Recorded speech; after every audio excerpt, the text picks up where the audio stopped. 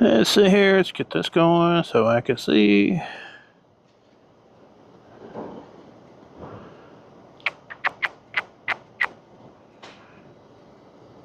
Yes, working good.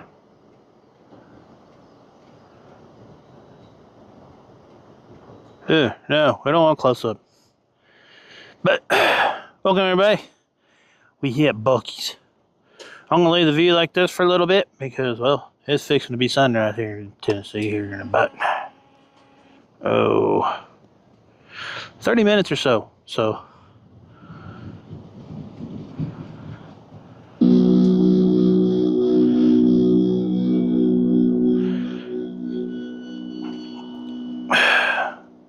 let's move that so I can actually see the text a little bit better.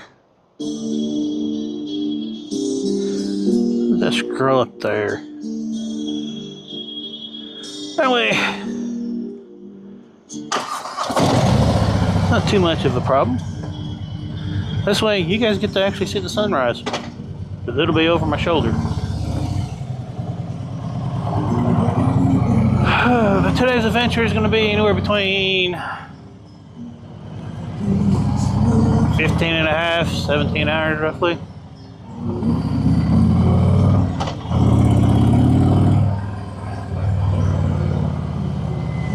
It's going to depend on how many stops, which I should pretty much know those by now. I've done this trip I don't know how many times. Oh, this be the 5th or 6th year now.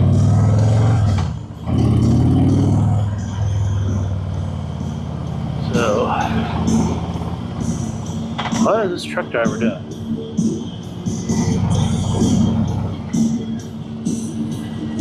Dude, you're like halfway in my lane. Like freaking really.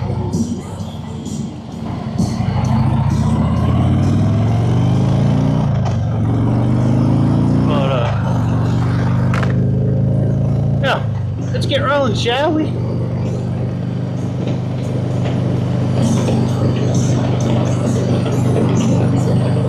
Got some dead leopard rolling. Good time, yeah, I can start to see the sun starting to come up. You see a little hint of daylight. Damn it.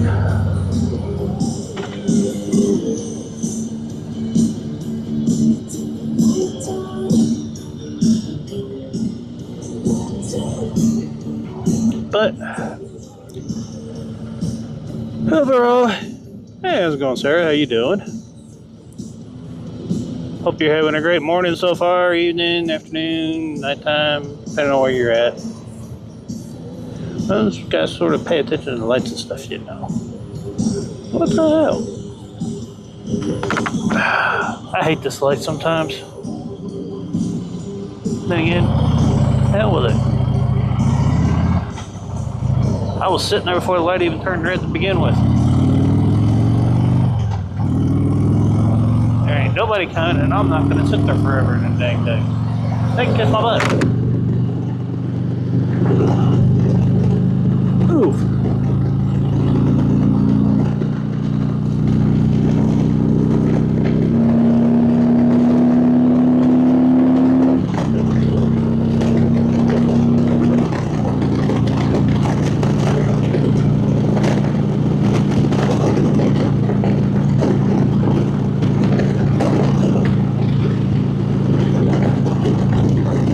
I live over in Tennessee. A small little town called Dayton, 30 minutes north of Chattanooga. And I am assuming Modesto, California. Only Modesto that I know of. So, sorry if it's not California. I'm sure there's other Modestos around as well. That's the main one that I know personally.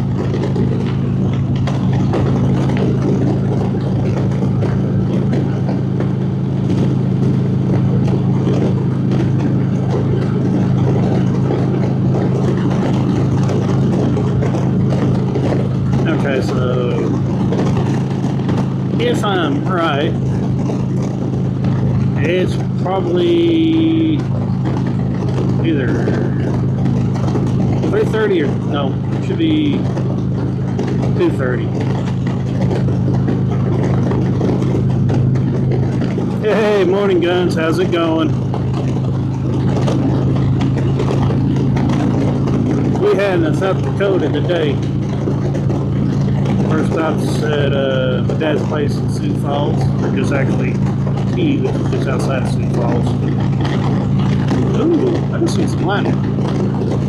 I did know there is some storms north of where I'll be at along 40, so I shouldn't hit them. I should be able to stay alive for a while. Now when I get towards Kentucky, Illinois area, it's going to be debatable, definitely. Yes, sir, sure am.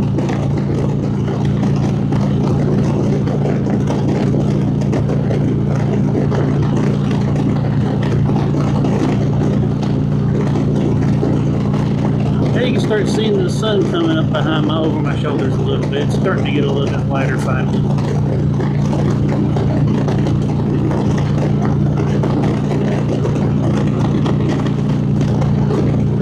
Sometimes these mountaintop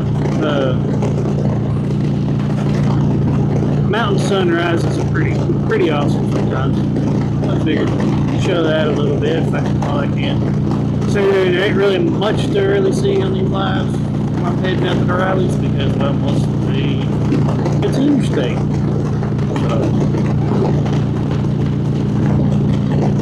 But dang, 3 deer dead on the road. Somebody must have got a game banger going on there. Probably a semi truck, more than likely. I bet it took out 3 of them at once. But yes, deer is a problem here in Tennessee, especially in the morning. Done seen about a half a dozen of them.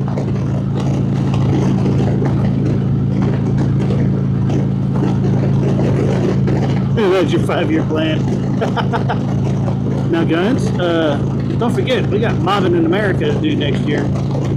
Hopefully, I'll see you again at Mobbing the Mountains up in West Virginia. Or hopefully, you come down to Suches.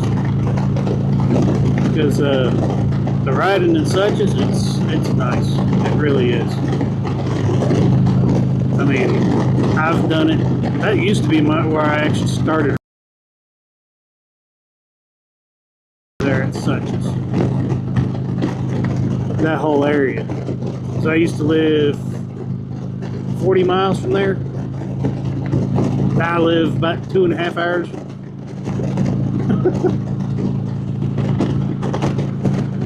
So yeah, that whole Suches ride that Drew Rolling Throttle crew's putting together for Suches, yeah, that whole area is actually where I started riding at, to be honest. So I know a lot of them roads for the most part. It may take me a minute to remember where I'm at because it's been almost a year since I've been out there. Out that way. Because I do go out there a little ways for every now and then too. So it is a fun loops to do. Sweet. So do I. I think the majority of us got our passes that night during the hailstorm.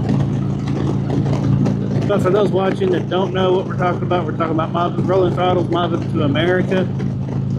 You can go to rollingthrottle.com and pick up the passes to help support the ride events, which is what they are. And if they're not required by any means whatsoever, you can still show up to these events and not even have to worry about getting the passes. It's just the passes, great cheap stuff like t-shirts, little extra ride, group ride together, so on and so forth. And if you're curious about what it's like and whatnot, there is now 2 videos up on Rolling Throttle's YouTube channel. Check them out if you want to see more about what the mobbing thing is. And first one, more or less, is him and the crew going up from Florida to West Virginia, which is where he is from, which is why he's held the event there for the first 2 years there. And then starting next year, he decided he wanted to go wider.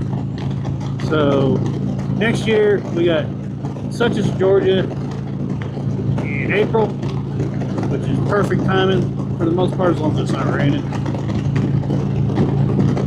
Then you got West Virginia, Mob of the Mountains,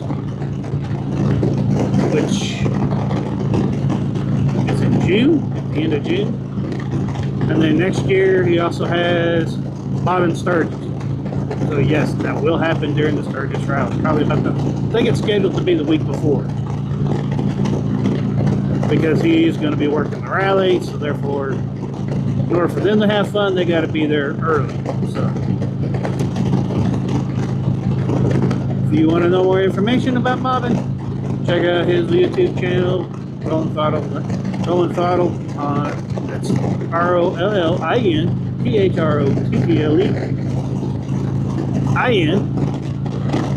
on YouTube, TikTok, Facebook, and that's where you can find all the information about mobbing America. And I'm not sure if he's got any more passes left, but like I said, you don't just wanting to take back to the old school ways of people coming out, hanging out, having a great time riding. So that's what we just have been doing back in June.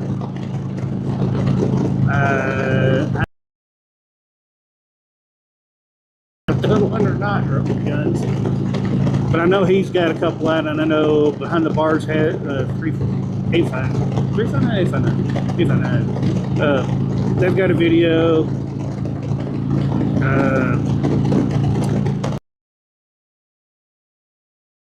Videos that I've seen.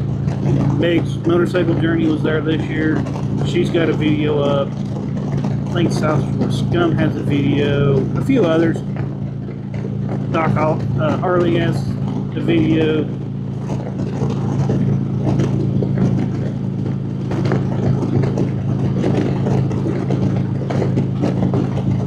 So do I. I really do. Well, he didn't go to Gettysburg. Well, yeah.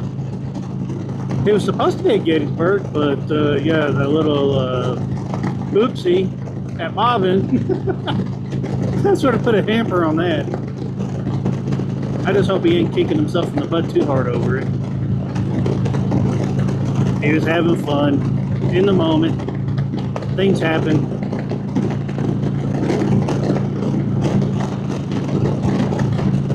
Part of the reason why I didn't mind helping him, I don't mind helping him out at all.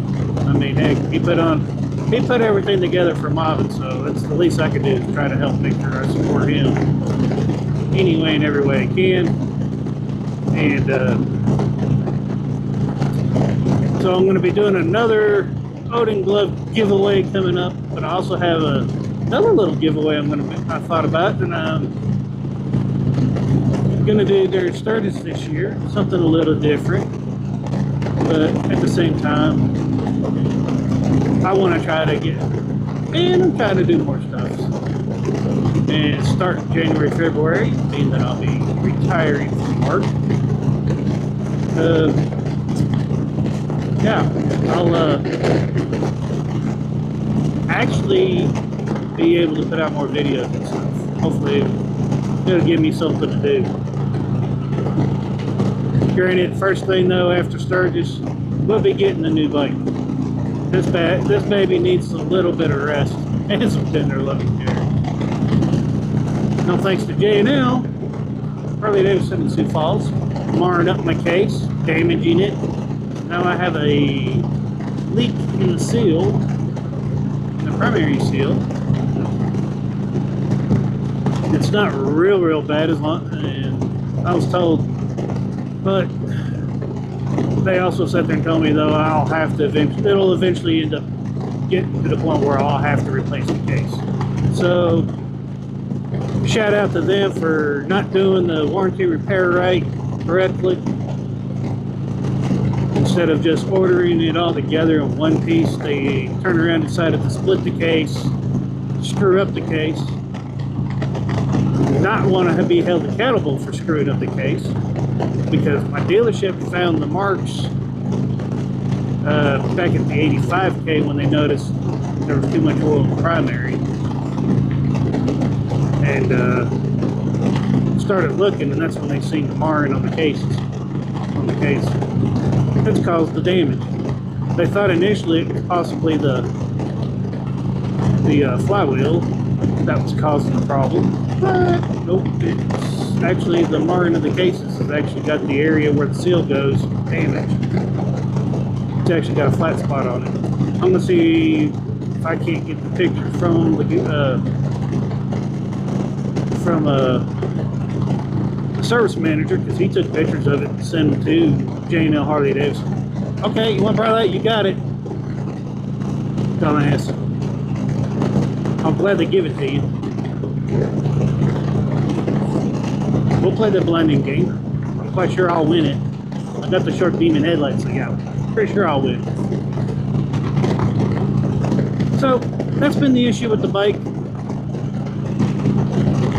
that I've been talking about. So, pretty much looking like either I spend $8K to get the case replaced and fixed, or I spend about the same money and just go ahead and replace the whole motor, because it ain't going to be covered under warranty, because they, of course, at J&L didn't even put factory parts back in the bike like they're supposed to, and didn't bother to tell me.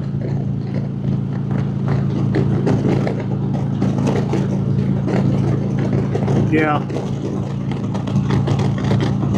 I mean, I asked if he needed, I was constantly asking him if it wasn't anything to do. So, but if you're a traveler and you're heading through South Dakota and you're on a bike and you have an issue, I would highly suggest Sioux City. I think it's Lolis that's in Sioux City. I think there's Sioux City Harley Davidson too. That, or if you can, go to Black Hills Harley Davidson, because the same guy that owns,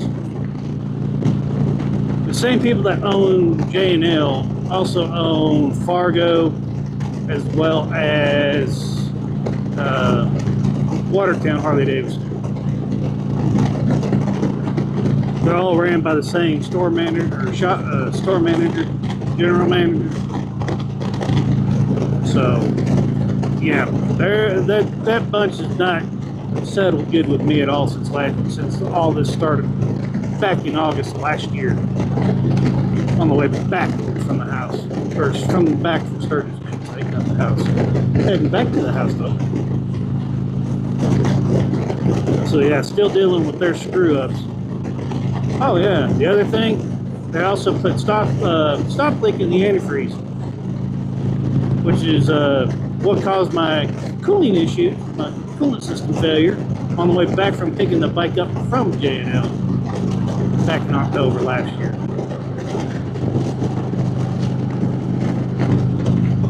So yeah, if you're traveling, the people that work there, for the most part, seem to be great. As far as the clothing and stuff, clothing girls and stuff. But at the time, I think they've changed out the service manager, because the guy that I dealt with behind the counter is actually the service manager now. But I still think it's up to the general manager, which is probably still the same dweeb that didn't want to freaking deal with the complaint. So if he's still the one running the show, it explains why they're not wanting to take responsibility for what they did to the bike.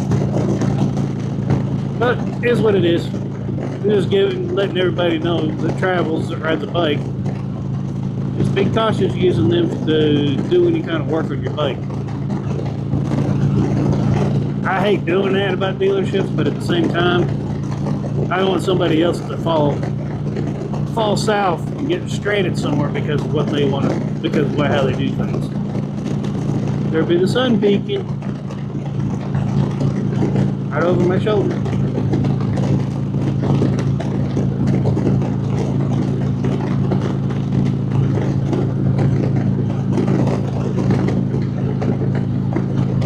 Yeah, that's more or less what I'm going to do, guns.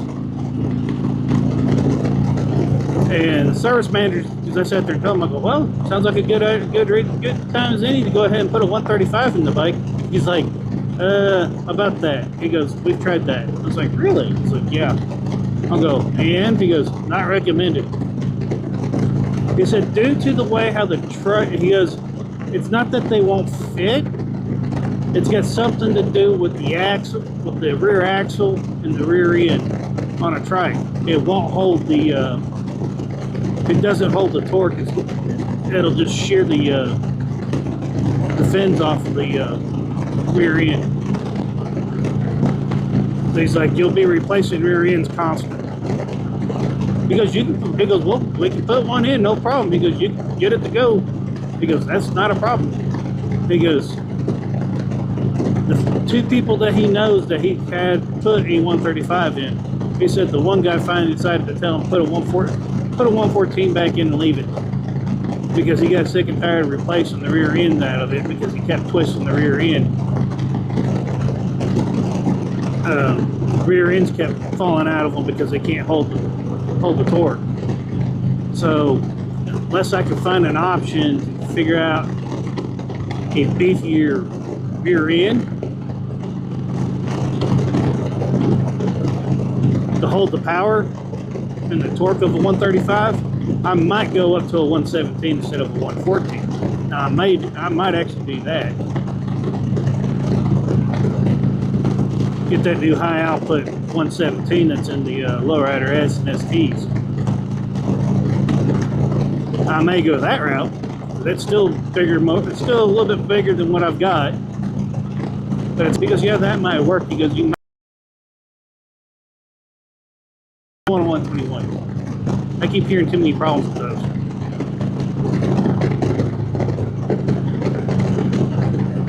Oh yeah. Oh yeah. But he said that's the thing with the trikes. So that's another down thing about trikes, is the way how the rear ends are kind of limits you on what you can and can't do. But I'm not giving up hope yet, because I'm still going to actually research a little bit more, because I'm sure there's got to be a Road Glide 3 out there with the 130, with a built 135. Probably a 135 crated and then worked on even more, per se. This stretch of the interstate I do not trust, because it's known to have deer all over the place, because it gets hot and cold because of the rivers and the bridges and the valleys.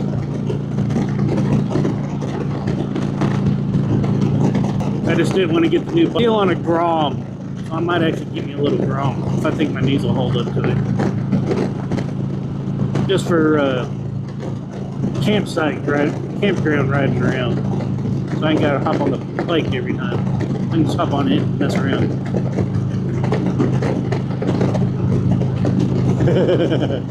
Oh yeah, for sure.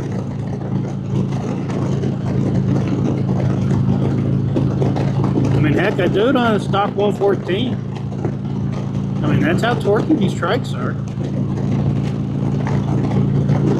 I mean, it doesn't really take much effort to get it. Well, it does in a way, because you have to hit it just right to get the front tire out. Just you're on a drag strip, then it works just perfectly fine. Then the problem's trying to get it to come back down, because it don't want to come down.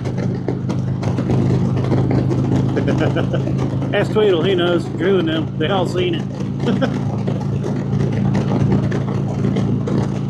Because that was what was funny, is when I got back around to the trailer where everybody was at, Drew's like, okay.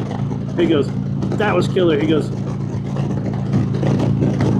I was kind of wondering if you was going to try to ride it all the way down, or I was like, I wouldn't have cared to, but the problem is I didn't want to break the trunk, because I heard the pipe scrape. That's why I just let out of the throttle completely to get the front end extra. Tried.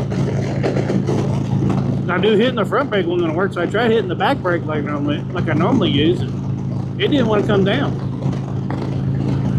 So I was just like, well, Let out of throttle. That should bring the front end back down.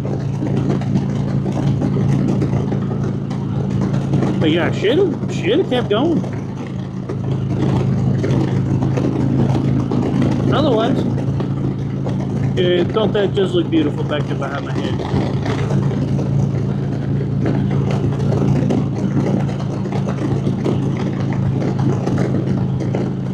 And I think that's Venus. It's the bright star that you guys can see up above, up towards the top there. I think that's the planet that's able to be seen right now. It's either Venus or Mercury.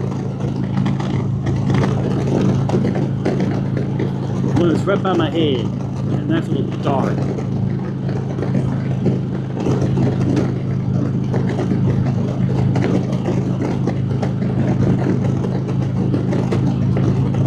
Oh, I bet.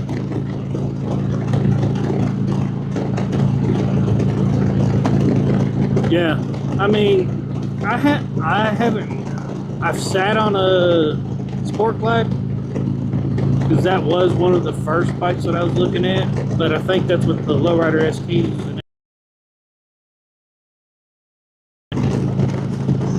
Because I had to find something, not so much a road glide, street glide, because let's face it, extra 200-300 pounds, quite a bit of weight to hold up with bad ankles and bad knees. So, which I mean, you get a sporty bike, get a naked bike, but, and I might eventually, possibly, don't know. Yeah, I'm gonna miss out on doing some dealer check-ins, but oh well. I think I got my 5 for the day, for the month anyways, for the monthly challenge for the little app.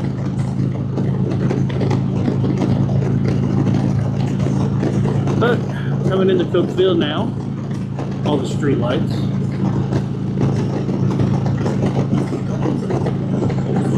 I think it's Cookeville. Yeah, Cookeville. Don't mind me, it's still early in the morning. Usually I'm going to bed right now, not up and running.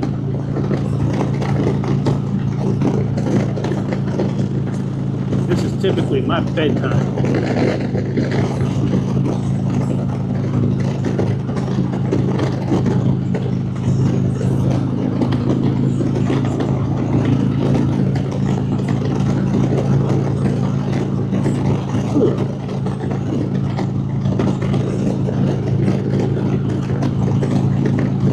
But I hope everybody's been having a great morning otherwise.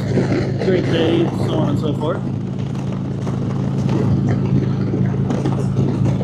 And I do apologize for the light being up and down instead of being in landscape mode because, well, landscape mode kind of blocks my mirror. And with everything on the back, as you can see, you gotta kind of sort of be able to look out, see out the mirrors. So, sorry folks in advance that are wondering why it's in portrait, not in landscape. That's why. And I can't tell if you can hear the music or not. You don't really have it going.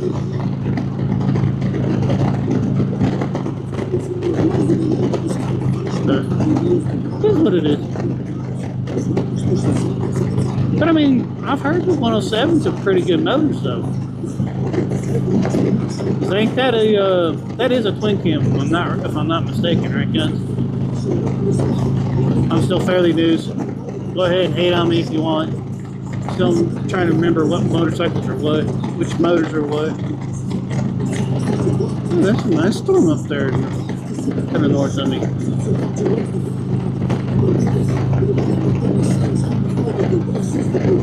Oh, okay.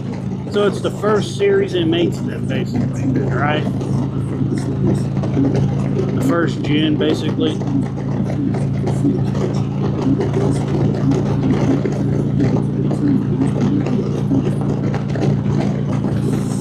I guess you would say.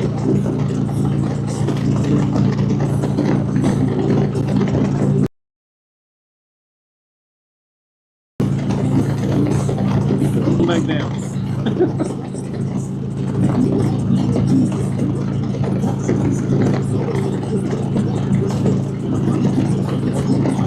cross-country rides is how much the landscape changes from the Tennessee mountains to basically the Midwest plains. I mean, I'm still going up and down, and I'm about 60, 80 miles. I think it said 88 miles to Nashville, so not far from Nashville at all. I'm still going up and down hills, up and down hills and stuff.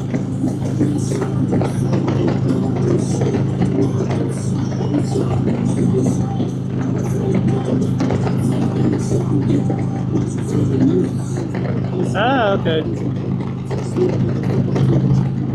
Yeah, I think the oil pump issue is what took out the first motor, which, well, between it and the compensator, I think it's what helped take out the compensator.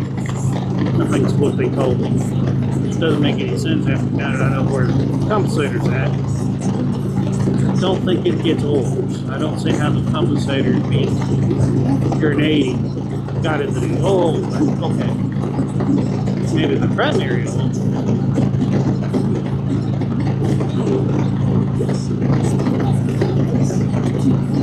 But that's the whole reason why I thought about going. Save me a little bit of money. Probably quite a bit. Yep.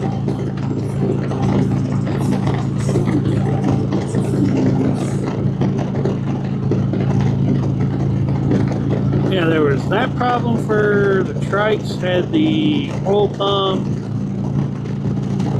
Then there was, which most may or may not know, and the reason why I keep trying to bring it up, if you buy a Trike, especially a used one, you didn't buy it new from the 2019, 2021, you got it, any of the Trikes from those years, you haven't had a recall notice, and you had done the recall that you think recalls actually that you know of, highly recommend you go ahead and take your bike in and have them do the recalls. The reason why is you may not notice it at first when it does it, but it's a couple of them's a software issue. A couple of them's a software thing, but one of them's an actual hardware thing. But it actually affects the hardware one. Actually affects the Trikes, road glides, street glides, road keens, and the fat box, if I remember correctly.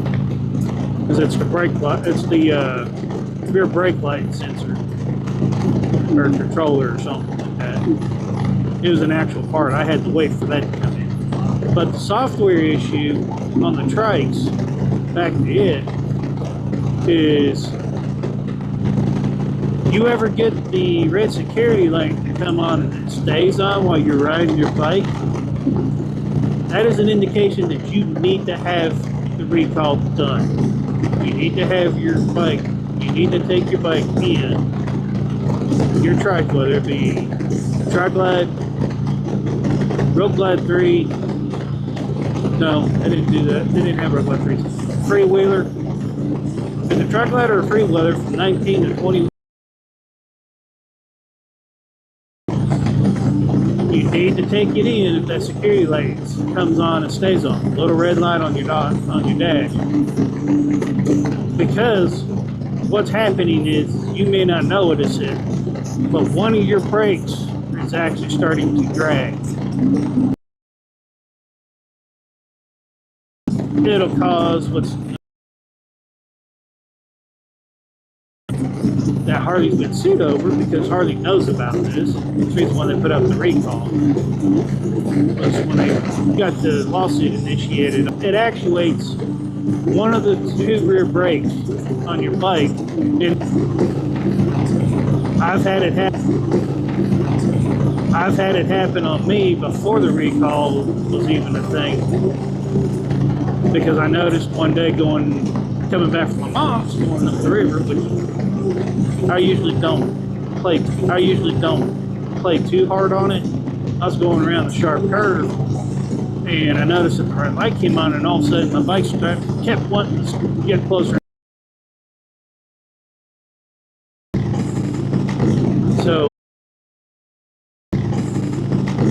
So a couple of times, popped the clutch, actually smoked a little bit.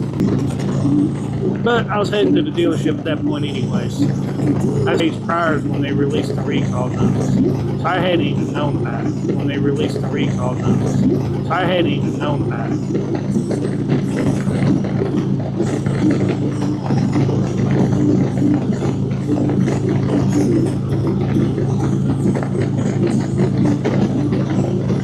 Yep, don't blame you there at all, Guns. Don't blame you at all. The only problem though is one of the things I'm kind of leery about with the 117 with the newer bikes is hopefully the 117 doesn't have a plastic oil pan. But if it does, it does. Not exactly a fan of the idea, but at the same time, if it does, that just means I will have to go ahead and buy me a skid plate to put underneath the new bike to protect that oil pan.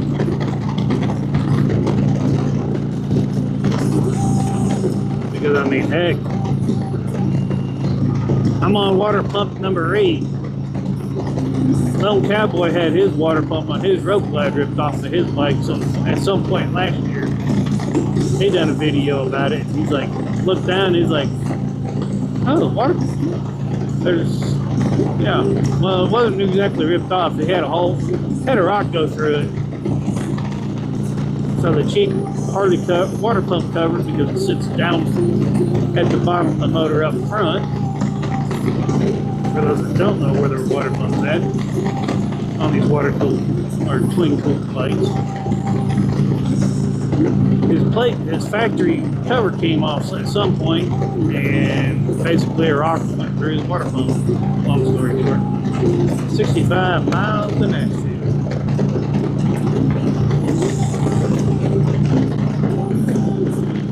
So, I mean, Harley's just like every other company. They're prone to issues. I get it. But Harley's also prone to having bad dealers. You got that pretty good.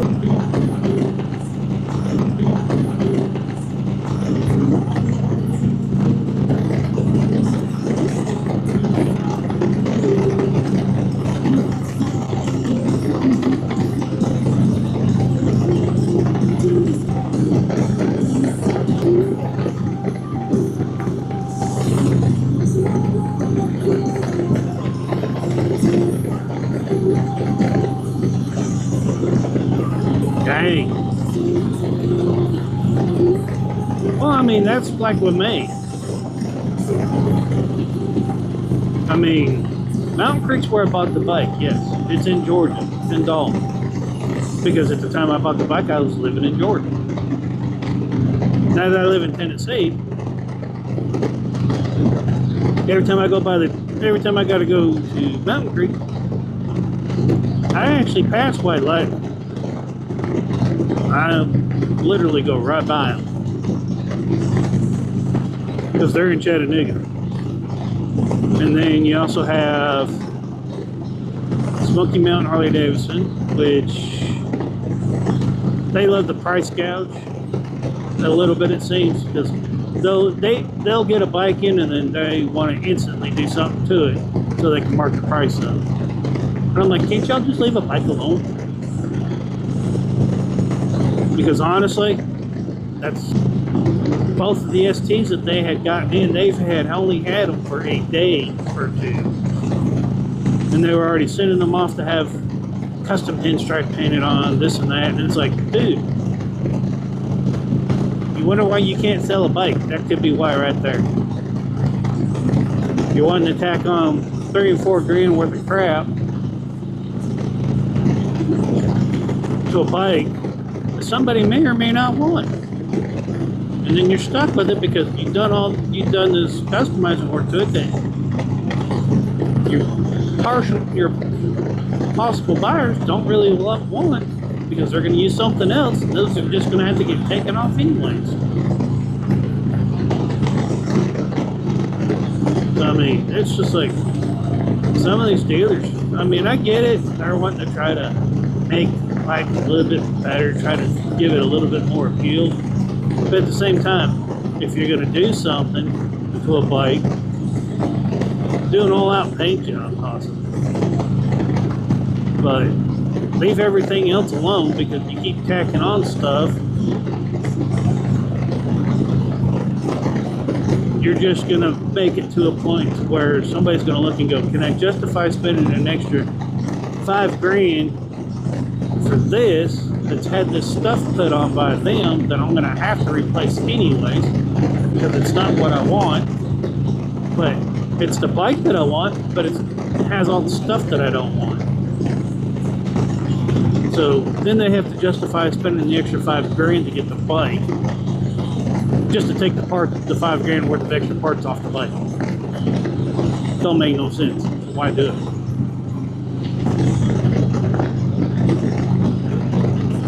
And for, I mean, they've held sales.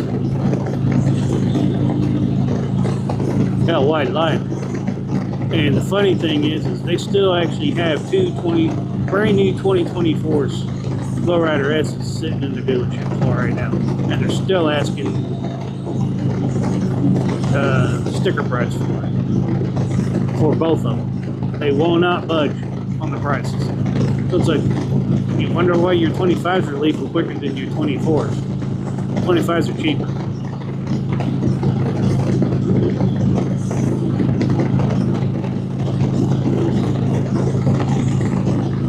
But, so that's the reason why, if they'd actually come down on the 24s, a good chunk, I might actually seriously think about it.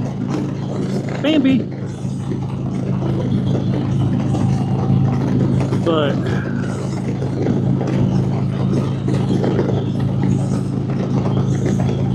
the same time, they just marked down the 25s at Mountain Tree Harley Davidson when I was there last week.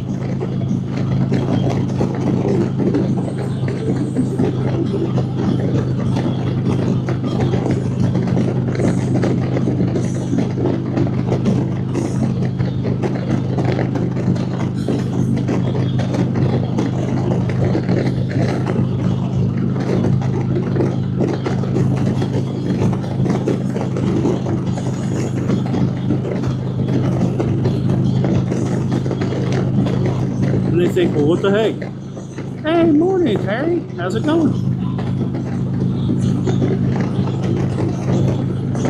Thank you, sir. Hope you have, or ma'am. Not sure which. Terry could be either way. And right now my mind's blank. It's somewhat more occupied where I'm going. So forgive me. But I hope you have a great day. And if you ride, hopefully you get a chance to go out and get a ride. Go out and ride.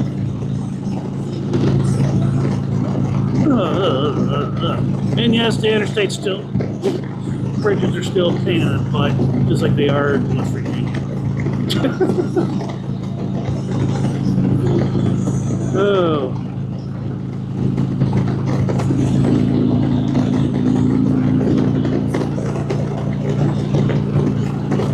They get moving a little bit more. That putt-putt.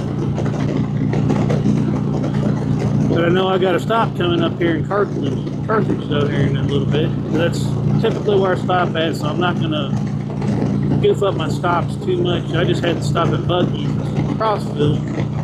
One, that sped up the live getting up and going. Two, top off the tank a little bit so that way I knew I had enough to get to Carthage. So that way, the rest of my trips pretty well, po-po. One if the county a trooper.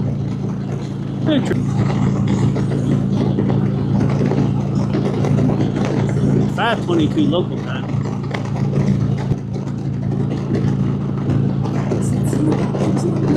But yes, guns. There will be a new bike in the very close near future, because I've been debating upon going ahead and getting the new case for the new motor versus going ahead and just getting the new bike. So what I'm going to do is end up just going ahead and getting a new bike, let this thing get a break, ride the new bike, baby this one for a little while till next year sometime, and then start saving up the money, figuring out, doing a little research, see what motor I want to put it in, and then once I get all that figured out, buy the motor, slap it in the Trike, and then I have two bikes. And then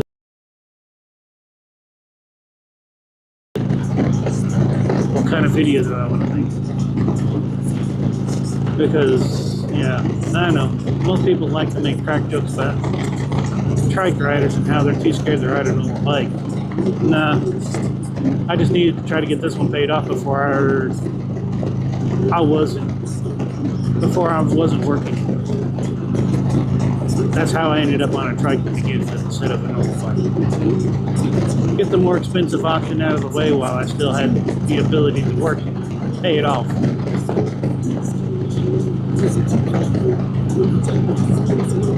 Oh yeah, if I get another trike, if the day comes I get another trike, it will be a real flat bearing. Way more customizing options for a Road Glide 3. Way more.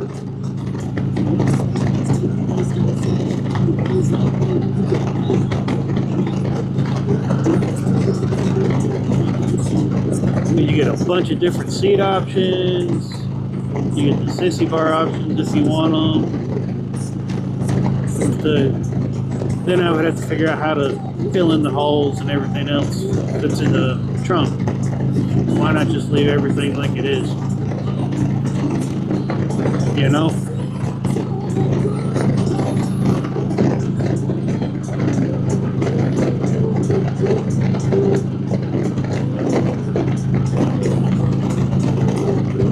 I've got,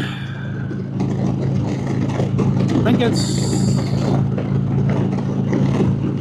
4 or 5 months. I've got about six grand left on it. A little under 6K left on the bike to pay this one off. So that's why I've decided, while I'm still working until January, I'm just going to go ahead and get the other bike when I get back from Sturgis and make both bike payments for the short time, because when I retire from work, I'll get part of my retirement. Because I got while working at work, they switched retirement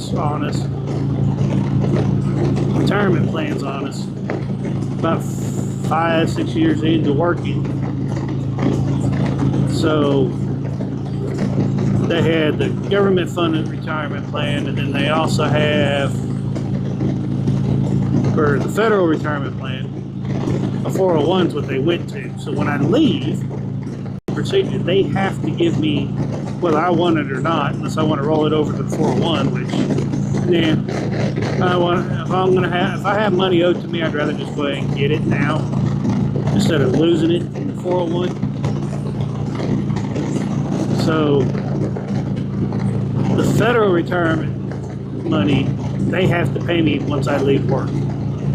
So I will have that chunk, basically that bonus, well, how I see it as my retirement bonus when I leave work, and then I'll still have the 401k for a few years later down the line. So that money I'll just probably leave there, or I could take both. But then it'd be real hard not to go all out.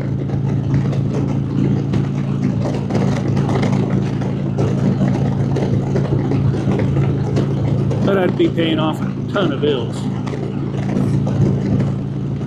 The only thing I think I probably wouldn't pay off would be the house.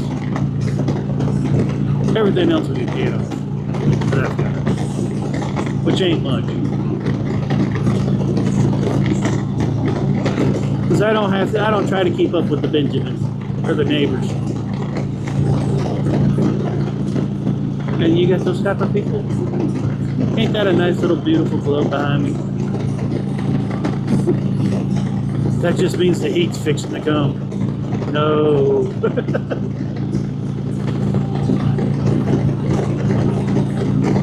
Let's see here.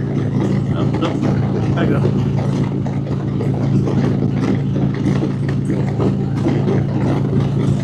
Yeah, it's already 81 degrees. Yesterday it got up to 98 at the house. And the humidity was probably another person on a bike.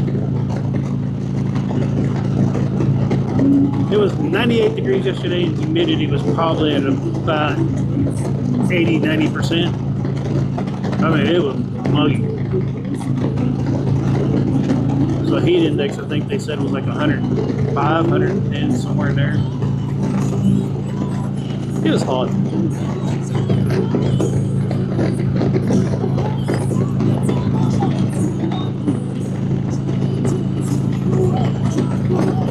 Oh, 44 miles till Nashville.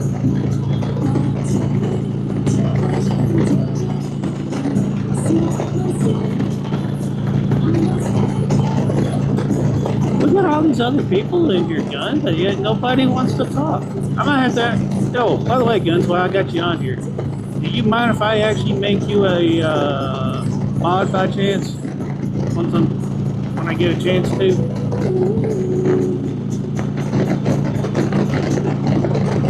Good. Yeah. Most people, I'm sure people out west are probably like, oh, that's nothing.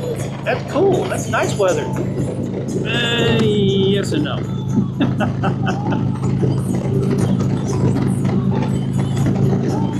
Righty. That way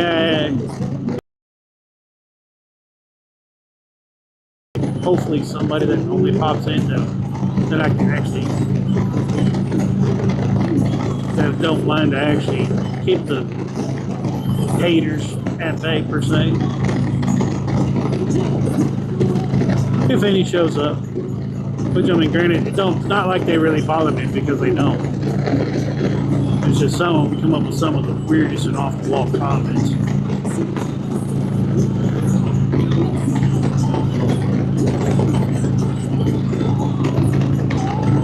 Like they think they're gonna bother me or something. It's like, dude, I went to school in the 80s. I was a nerd back when it wasn't cool to be a nerd. They actually made movies about nerds back then, making fun of them. So, yeah, I was bullied. Big deal. Who cares? I learned to deal with bullies. That person on a bike. So, yeah, have fun trying to think you're going to bother me because you really don't. It's just, you got to keep the chat somewhat civil, otherwise YouTube has issues with it.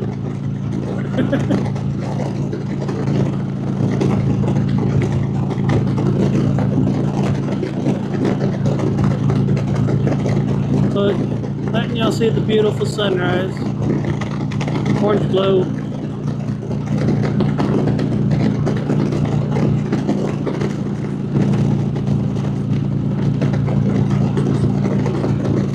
I mean, the only other view you'll get to see is asphalt, 4 lanes of interstate. So I figured this view, the sunrise probably be a little bit better, a little more refreshing for a morning live. Not so much my ugly mug.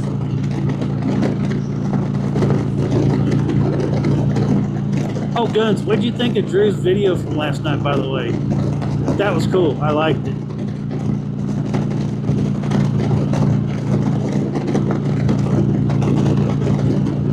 Okay.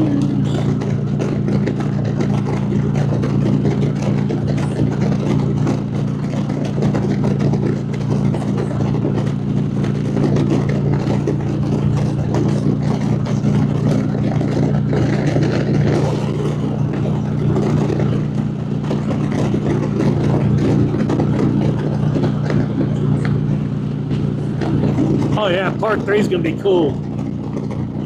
And the reason why I know, well, here's a funny little thing. If you watch the very end of that video, there's a spot. There's a little bit of that video on part 3. I know where that video came from. Down right below my foot.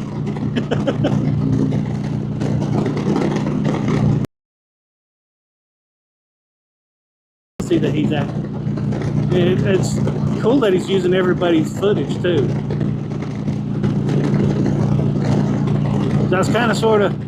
It's like the part 1. I was like, okay. I was like, so then it started question. Then I started thinking. I was like, why did he ask for us? Why did he ask wanting video footage from everybody? Saying, and then he comes out and he gets it, and he comes out saying, "Oh, okay, you guys are swamping me. I'm gonna have to make parts of this." And I'm like, "Okay, cool." And I'm like, watching part 2, and I was like, pretty cool. Mostly his stuff.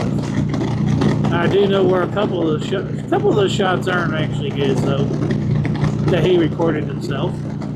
But it's fun. It's cool. I like it. A collaboration of YouTubers helping out the main man.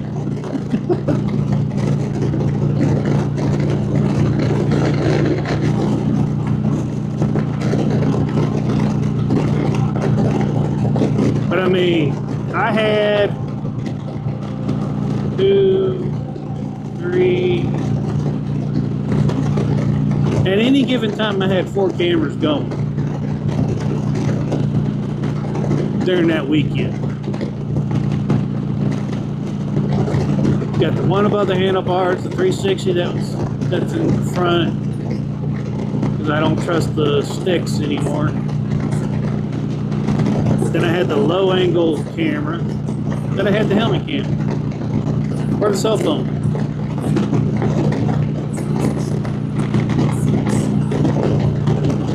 I mean, I had quite a few cameras rolling. And the new bike will have all the mounts for all the cameras as well. Except for I'm sure that footage would probably be really cool. Because, well, the only problem is I don't know about the low angle point. I'll have to probably change that one. I'll have to figure something out for that. Because being able to actually finally lean the bike, I'll probably end up eating up cameras if I put it in the same spot. Just saying.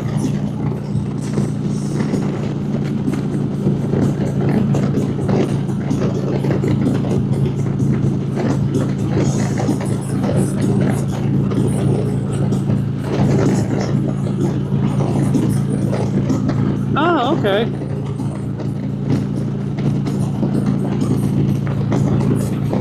Now, hopefully, are you guys planning on coming down to Such's? Or do you know yet?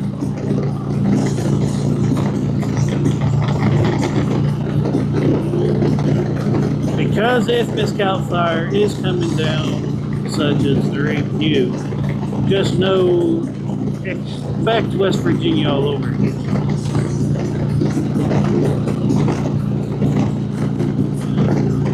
Just saying. About the same type of roads. Such doesn't have as much up and down per se. So it'd be more like day 2. Well, the first day you guys went out riding. A big long ride on Saturday, which you could expect at Such's. Granted, I have to find out. I have to get up with Drew for too long. Ask Drew if,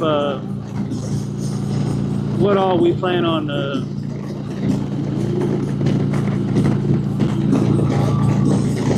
what rides he's planning on doing, because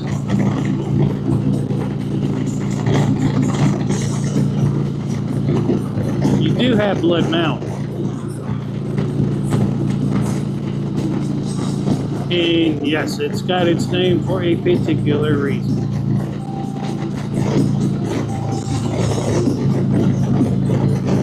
It's called that for a reason. And it's not a very good reason, as the name hints to.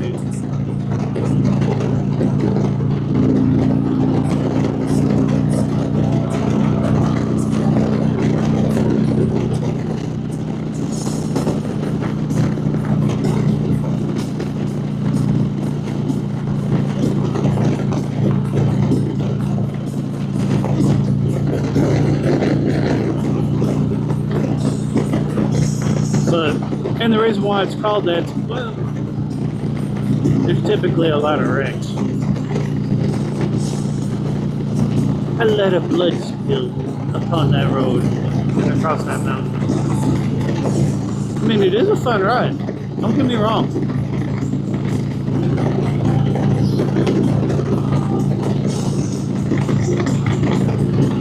But it's not just a twisty road, but it's a twisty road going up and over and back down a mountain. Instantly. Kind of obvious though, right?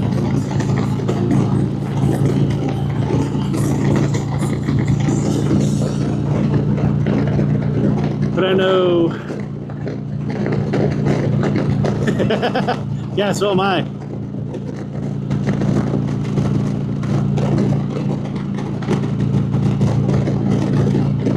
And you gotta be living in East Tennessee. Because if you're driving nothing but straight roads in East Tennessee, chances are more than likely you're on the interstate. That's all you ride. That or 411. Or let's see, 411, Highway 27, maybe 127, yeah, 111. Those are about the straightest roads on the east side of Tennessee. Oh. Yeah, Highway 11 too. So that's right along with 411. Those are the only main straight roads that are fairly straight. I think I missed my turn. Or my gas stop. Yeah, oh well. I'll get gas here in a minute. We just outside of Nashville now, coming up on 840. Welcome everybody to the channel. We are heading to Sturgis. Well, South Dakota today. Sturgis itself won't be until Monday morning. But we're heading to Sioux Falls today.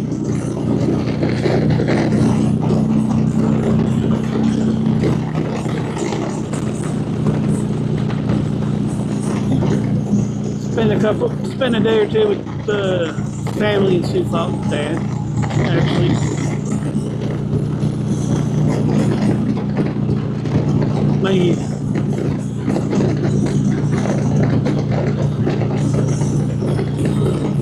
Oh yeah, when I'm riding around the house, yeah, it's mostly back roads.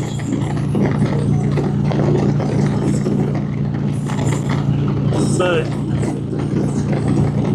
going cross country, doing it all in one day, yeah, I'll stick to the interstates. I know. So why do a live nothing but asphalt and concrete? That way people can see exactly how tore up the asphalt is. Or where possible traffic problems may be found at for those that are thinking about heading out.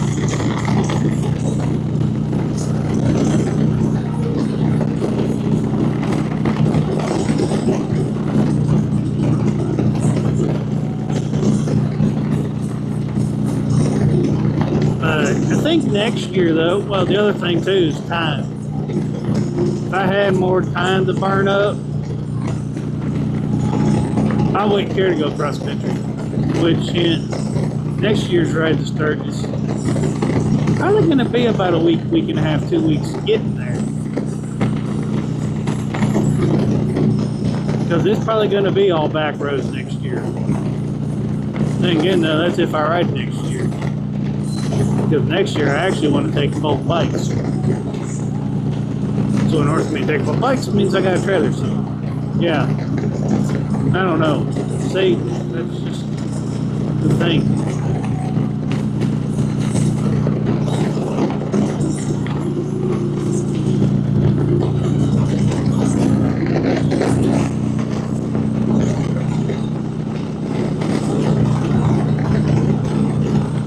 Is this spot done? Nope, let's go with it.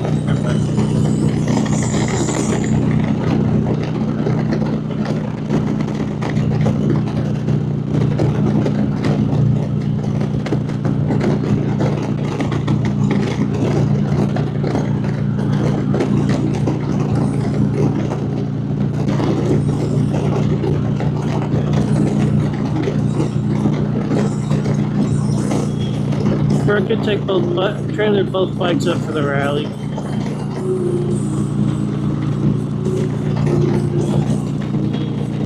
Possibly between now and then teach my daughter how to drive the truck with the trailer. Even though she doesn't really like driving the truck much. She can drive it, but she doesn't really like it. You can't see over the hood. That's basically the reason why.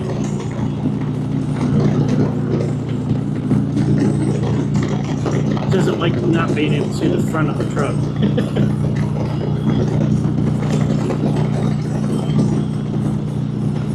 And I may just ride back from Sturgis. Next summer, I plan on taking her and the granddaughter to Yellowstone next year. Once the granddaughter's out of school, out for summer vacation.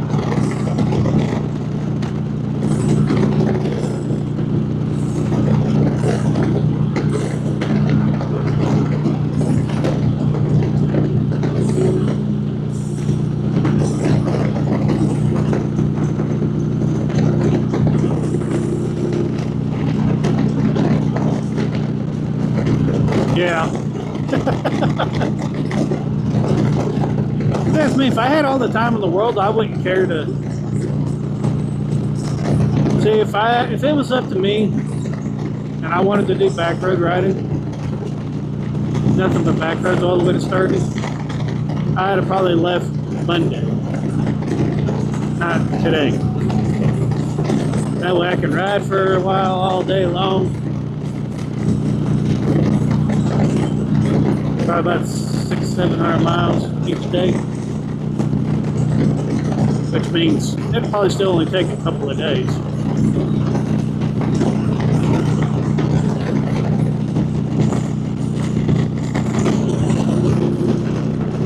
But still,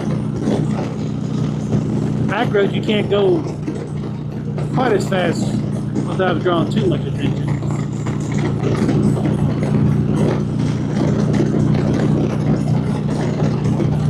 I'll cover 1,073 miles roughly. As long as there ain't too many detours that I don't know about today.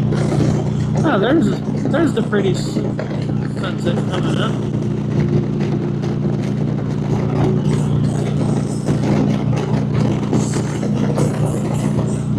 Clouds finally starting to come into the picture a little bit. They're trying to hop back on. It's too much of a hassle.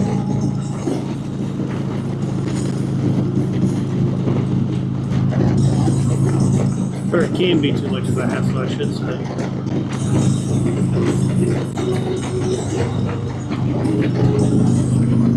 No, this ain't it. I don't think. Don't look familiar anyway. We'll get going.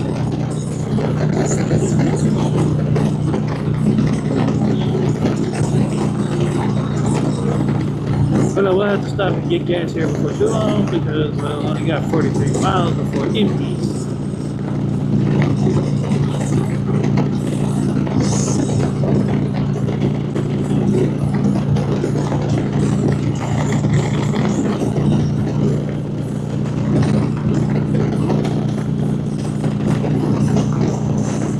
But that's one thing Trike people deal with. It's pretty much riding a Sportster. far as range wise goes, you can drive for about an hour and a half, 2 hours, and then you're forced to get off the bike because you got to get gas, especially on the interstate anyways. So you'll cover between 100 to 160 miles, and then voila, you got to stop, get gas, fill up again, kind of like a Sportster with their gallon tank.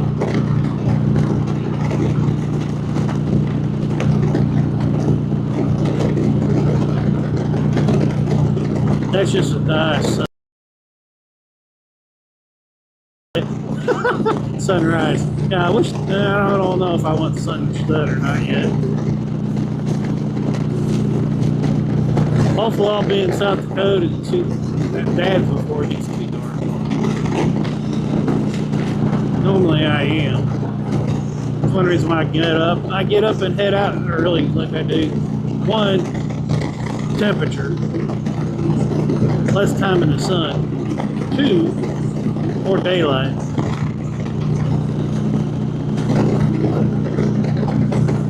Because deer in the Midwest, especially those cornfields and wheat fields and soy fields, yeah, them bad boys get big. That definitely, they get a lot bigger than they do here in Tennessee.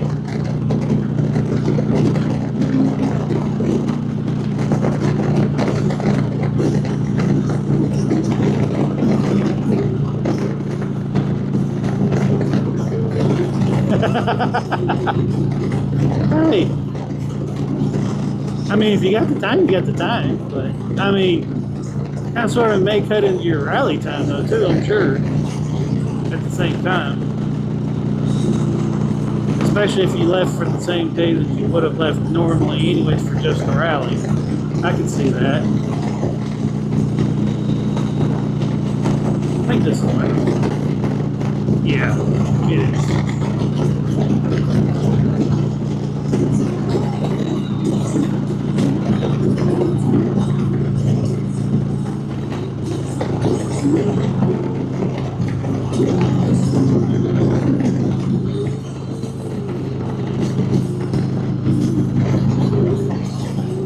Oh wait a minute, no it's not, sir.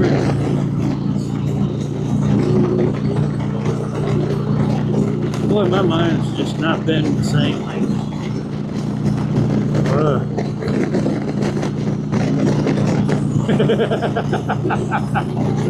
Probably because you didn't have time to stop on the way back. Most of us usually leave the last possible moment for the most part. Just give ourselves enough time to get back to the house and get ready to go to work the following day. Oh, I've stopped there before. Once or twice. Oh yeah, I remember that gas station. Nope.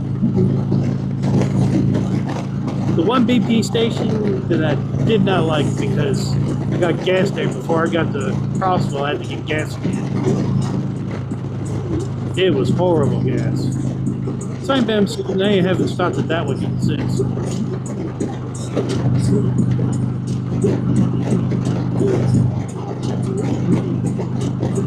I mean, it could have just been a bad batch of gas, you know.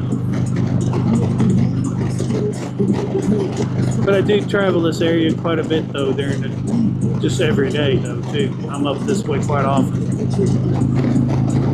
I mean, it's not like every single day I'm up here, but or once or twice a week, but yeah. I get out and be able to go out and get riding and stuff, and I get in the mood. I typically end up over this way.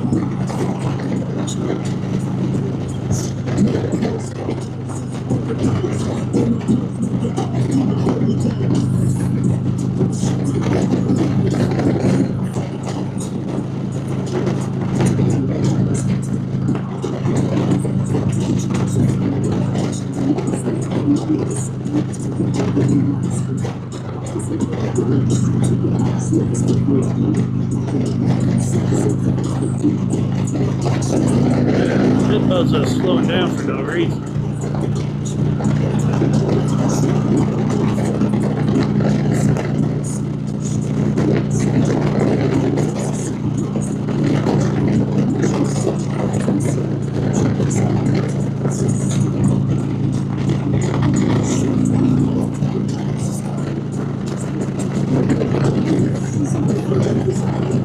Oh yeah, definitely. Most definitely. Oh hell, I did miss my turn.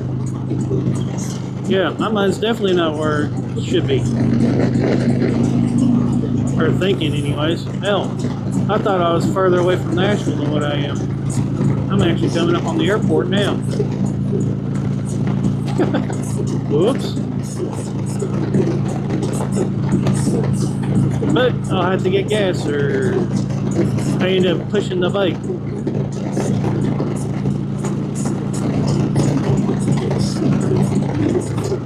Because I'm sure my daughter's still asleep in bed. And I sure as heck ain't hollering. Who's closest to everybody to me right now?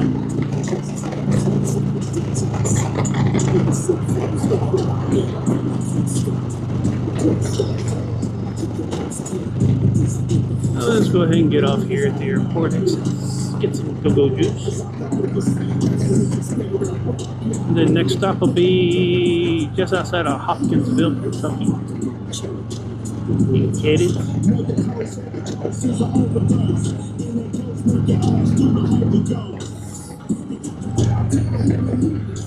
Heck, I gotta remember where the hell the freaking gas station's at down through here.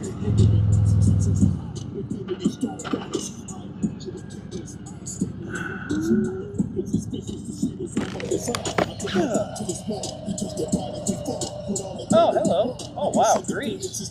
Cool. Uh-oh. I still got my microphone? Or did I drop it? Oopsie. I forgot. Lifted up my thing. Microphone's in it. I gotta be careful with that because it doesn't have the metal piece in it. Oh. Well, oh, heck. There goes my microphone. No. And I still have it because I can actually see the controller going up and up and down. I just don't know exactly where its placement's at, is the thing.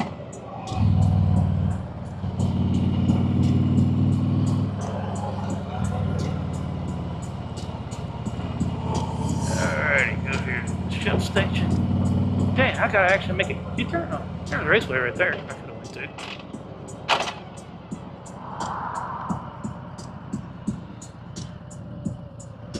But we're gonna go here to the Shell station.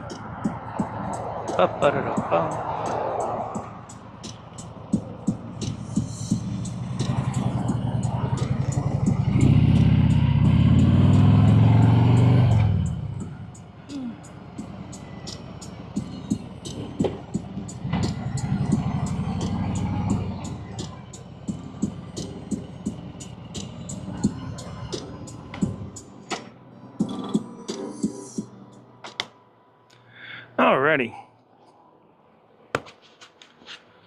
I need to see where this ended up at.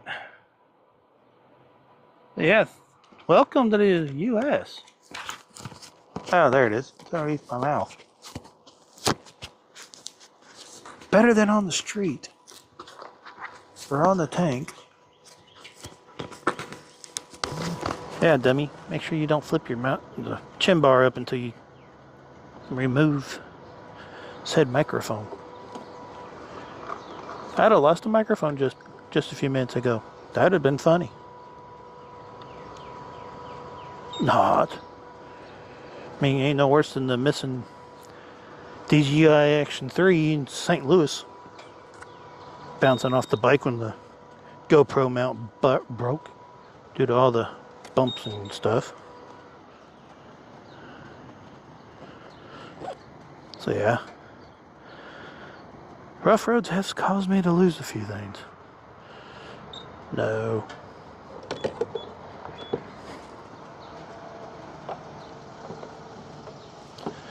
But yeah.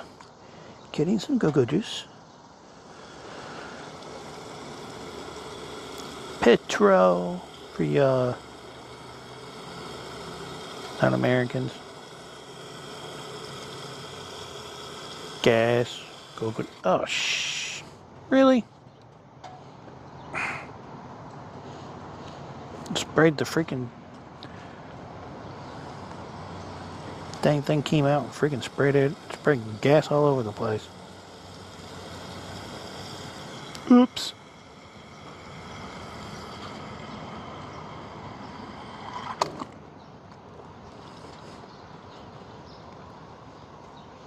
What's that? Spray gas everywhere?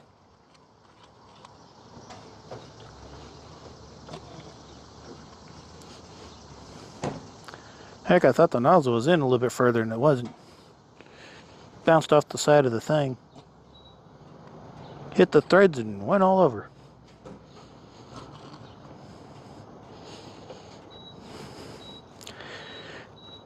Now I gotta burp the tank. Get as much gas as possible. That way there's less stops. Ow.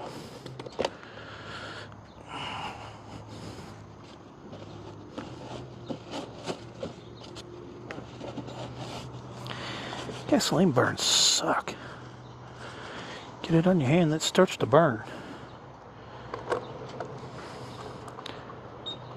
TCE exposure.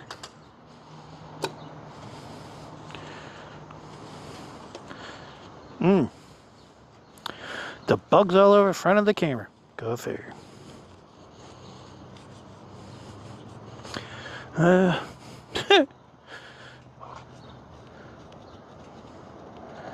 If I want to show you all the street views instead of the sunlight, I'm going to have to clean that off.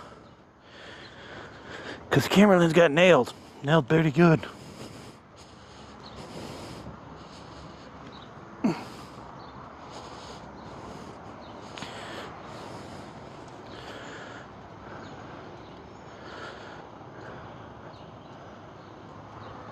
Oh. Camera mount. Gotcha. Okay.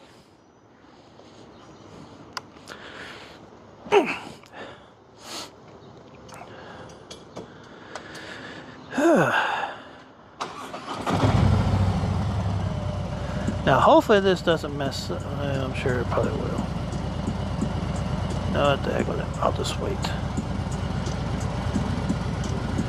Still see it. I'm not worried about it. Actually, let's do this. We'll get going first. Then I'll change camera views. I want to get going. Don't want to keep sitting here.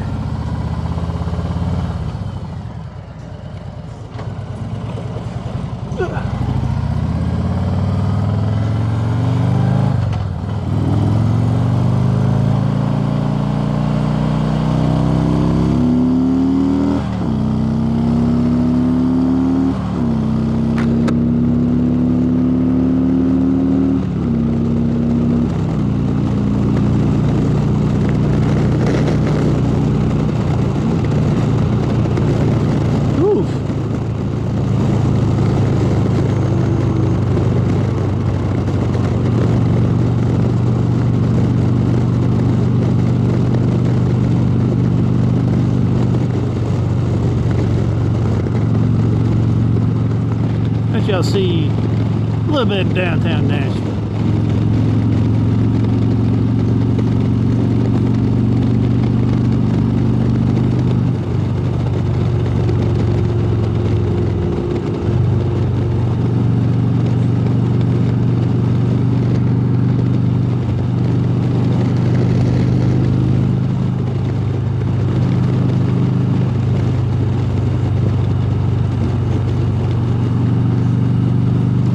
Watch me probably mess this up again.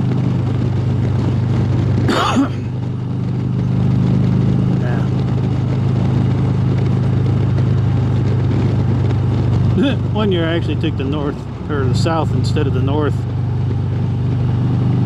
I was like, and it was going up and over like, hey man, this don't look right. So I ended up with an extra 2 miles on the trip because I went north instead of, or I went south instead of north.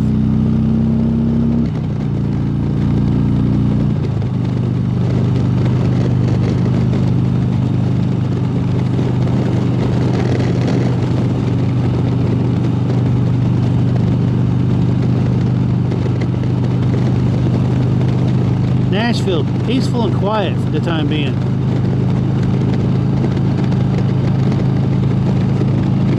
wait about another 30 minutes to an hour. It'd be a lot different.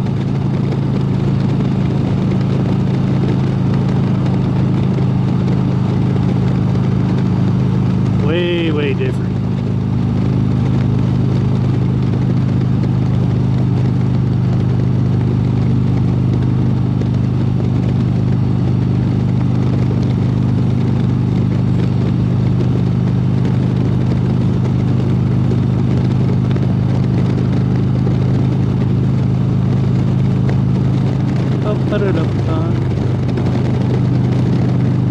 And for anybody wondering what kind of phone mount I'm using, no, it's not a quad lock. It's none of the plastic junk at all. Stuff. I mean, those mounts are alright, but the one I use is a Tacform. It's their Adventure series. It's a wireless charger, and it's metal. I think the only part of it that's plastic is the actual charging, a little charge disc on it. It's part of the actual mount. So, but the rest of it's metal clamp, metal holders, and you can fit any phone you want in it. And yeah, and your phone just. And the wires hook up directly to, you can straight wire the getting wet, sun blistering. Plastic eventually is going to break down and crack it. Break. Get brittle. Metal, it just gets hot or cold. Doesn't really affect it as much. And as you can tell, it stays pretty stable.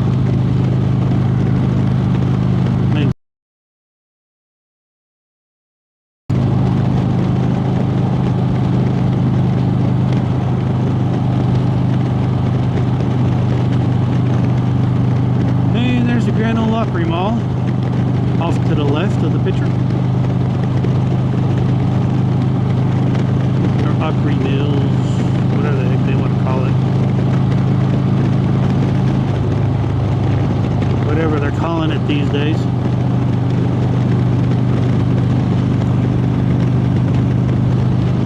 I know it's a big mall. Bit too big for my taste.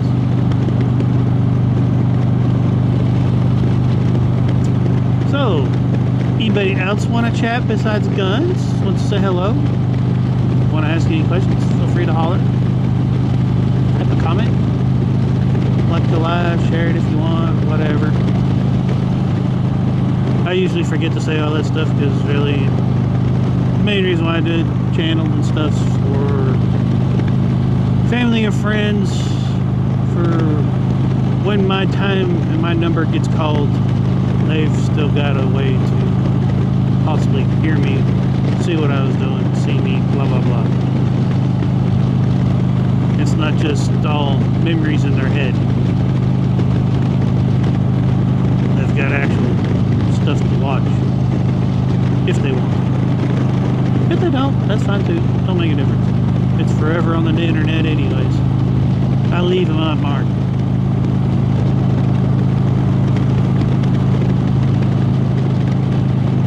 Left my mark on the world, so might as well leave my mark on the internet as well at the same time. Just saying. Why not?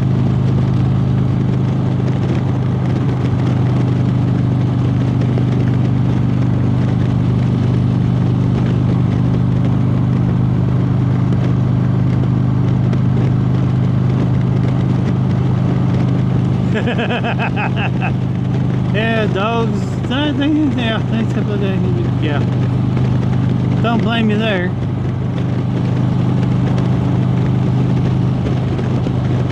Heck, I didn't know you went to go let the dogs out.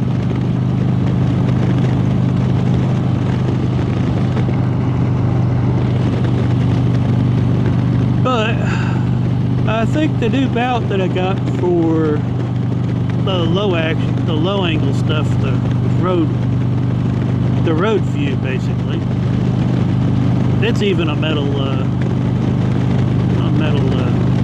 cage and a mount for cameras. I was wanting to figure out see whether or not the Action 3, which I know is a better camera than the original Action that I've been using down there, but figure I can actually, if I decide to want to do daytime rides where the weather's nice, I can actually run a power cable to it, not have to worry about the battery and the footage going blank because the battery went dead. Because the Action, well, it got a little wet inside, so the charging port on the original DJI Action no longer works. So the only way I can charge the batteries now is using an actual battery charger, aftermarket battery charger for them. So I never know when those batteries go dead because it's down below my foot. So I decided I've got 2 Action 3s. One doesn't get used a whole lot anymore, so why not go ahead and see if I can find a way to be able to figure out a place on the bike to use it almost full time again. So that's that test video that I put out, I think last week before last. That was that's the actual footage off the 3 from the same location as the DJI Actions at originally. The only problem and disadvantages though of it being down there close to the road is it's, well, like the DJI Action, the front screen's probably going to end up getting busted by a rock or something being picked up.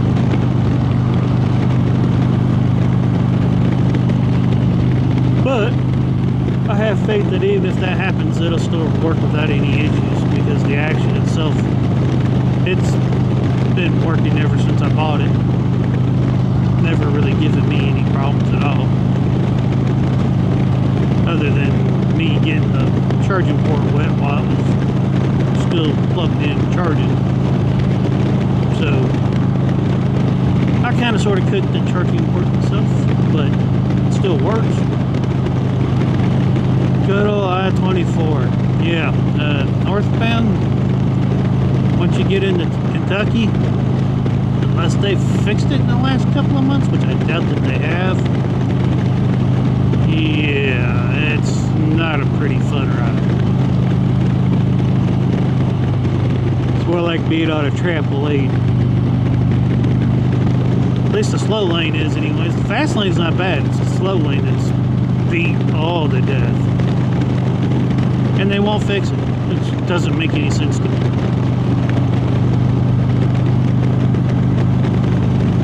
I mean, anybody that lives in Nashville and happens to be watching, or anybody that's happened to ride up I-24 from Nashville to Paducah will tell you. Or not. Ah, shit. Oops. Dang it. In the chit chat and I mixed my dang turn. Oh, heck. More miles being added today, folks. I can't remember where the next turn's at. I seen Clarksville there. Oh shit. Oh, nope. Never mind. I was paying too much attention to the Corvette in front of me. Oh boy. So we added an extra 3 miles, a mile and a half basically each way. It happens.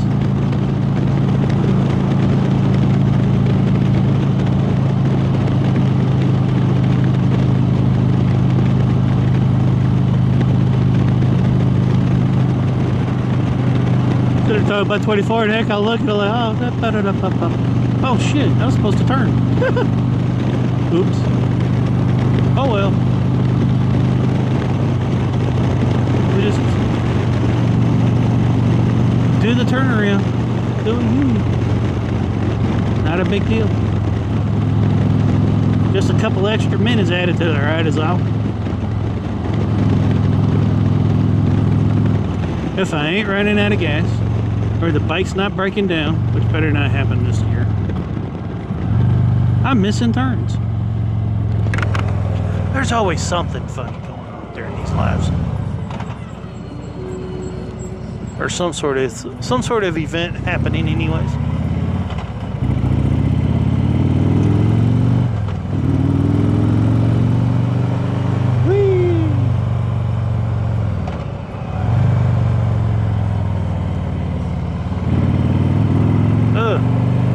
Sunlight.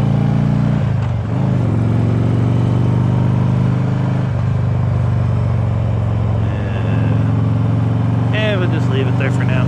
It's just a mile, guys. Hopefully, anyways.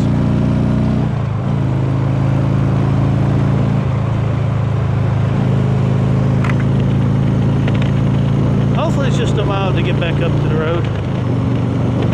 Get to the right spot. Take the actual right exit this time. Don't go by it looking going, hey, there's that road. It's beat up. Hey, that's what it is. The bike kind of like, nah, we don't want to go on that road yet. That's probably what it was. It's like, no, I don't like that road. It's beat up.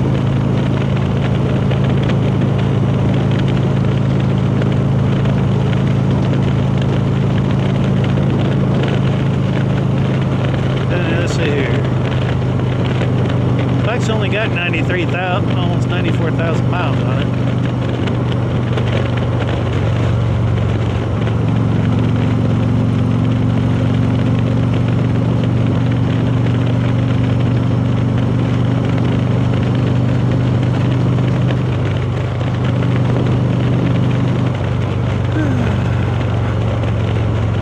High water. Yeah, no kidding. This area loves to flood when it rains.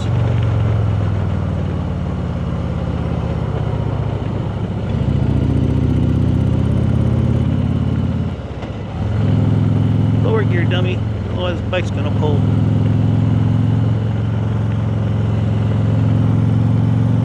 And the RDRS system will kick in, tell him to scream in. It starts screaming at me.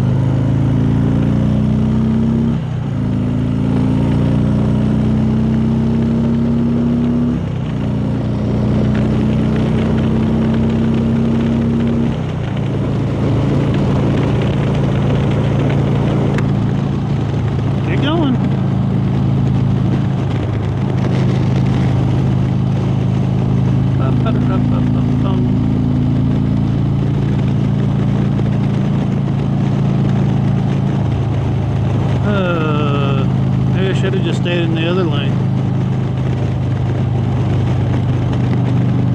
Dude, no texting and driving. Just pay attention to where you're going.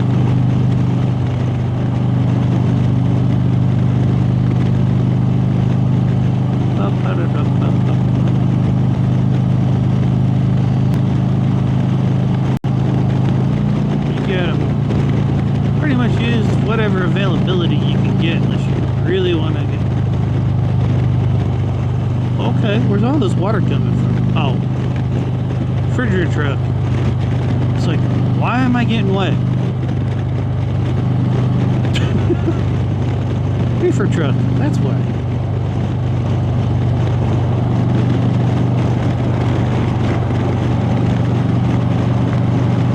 So it's like, I don't see a cloud anywhere. Most of them are down north and east of me.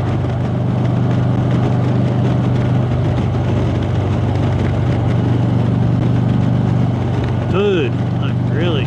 Dude, speed limit at least. Oh yeah, there you go. That's real smart. Cut off an 18-wheeler.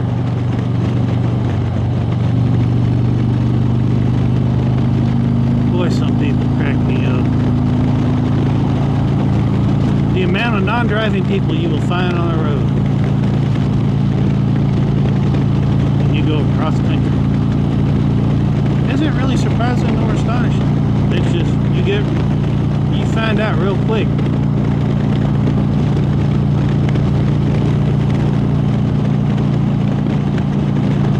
Guys, people camping out in the fast lane, not even doing the speed limit, doing anywhere between 5 to 10 miles under the speed limit.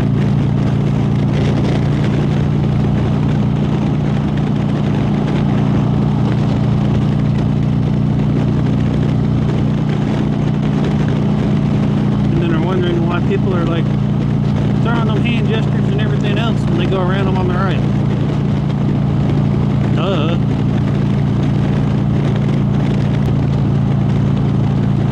Definitely never under it, unless I'm just forced to.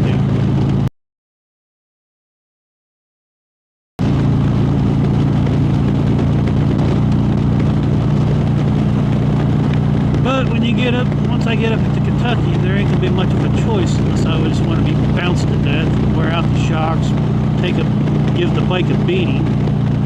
Pretty much got to be in the fast lane to avoid all the beaten up roads. I might stick in it for a little bit once it starts. It's not like instantly, but it's pretty close, about 5 miles in Kentucky along 24. The slow lane starts getting tore up pretty bad.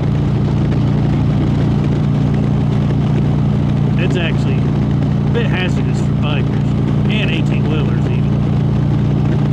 I mean 18-wheeler drivers. The semi-truck bouncing all over the road trying to stay in that lane. It's just not good. But that's the roads we have to deal with.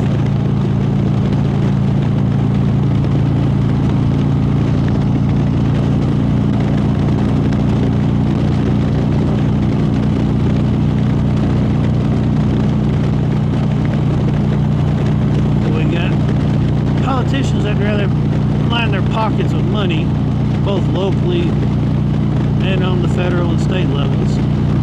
They'd rather pay themselves and line their pockets with money than make sure the roads are passable and able to be ridden and driven on.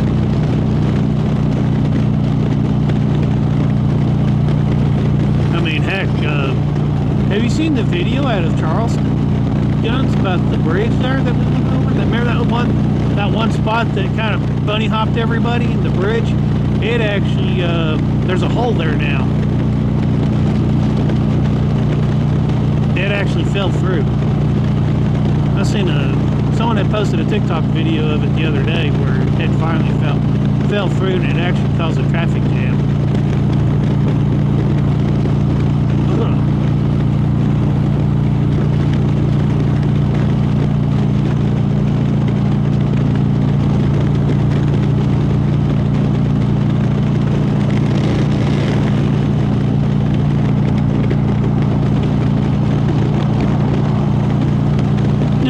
No comment. It's their own. Just saying. I can't say much. There was a time I was looking at putting a wing on a Grand Am. But our Grand Am wasn't a typical Grand Am though either.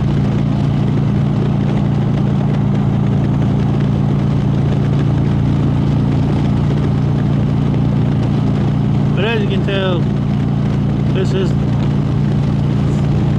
the part that sucks. Is oof, that's a beat up section.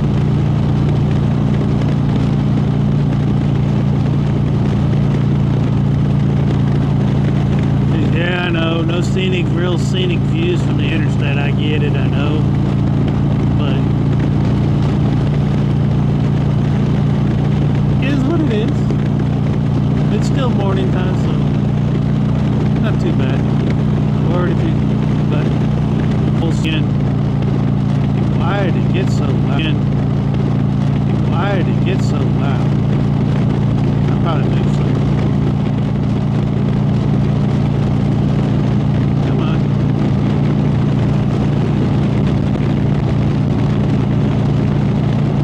Oh, something may have came off. I'm sorry. Maybe that's why. Microphone's upside down in my thing. Got pumped so hard. Yeah. Sorry about that.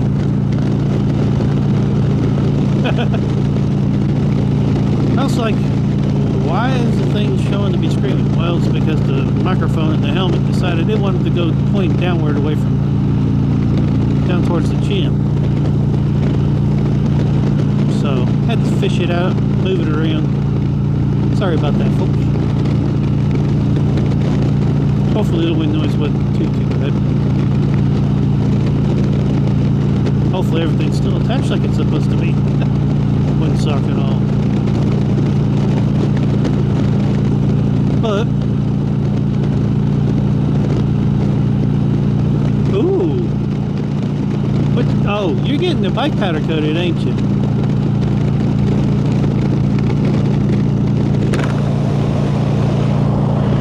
Bird. Alright.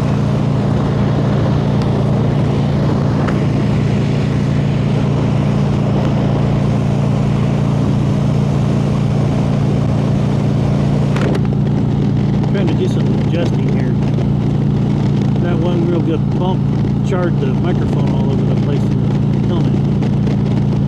That has pulled the metal tab that I had in my helmet to hold, attach the microphone to it. It got yanked off. So I just got it sitting in there now. So hopefully y'all can hear me better now. But heading off to South Dakota, currently 2050.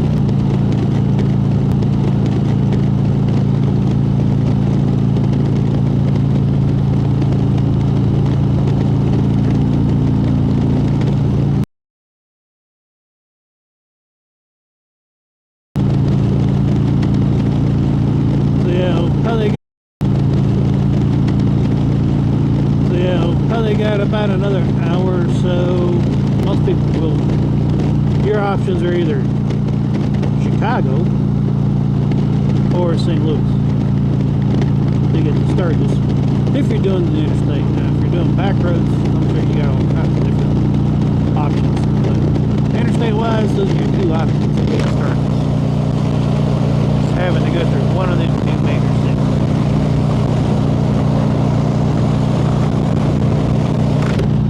Honestly, I'll take St. Louis over Chicago any day of the week.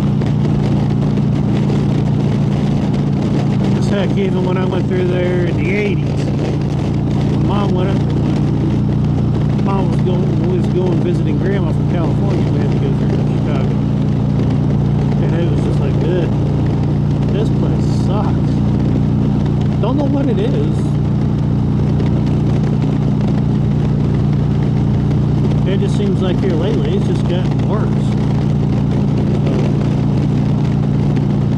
I mean, don't get it, but then again, though, heck, everyone says the same thing about LA and everywhere else. LA doesn't bother me. I mean, realistically, Chicago probably wouldn't either. It's just I know there's more people in Chicago than there is St. Louis, so the chances of traffic being worse is a lot better.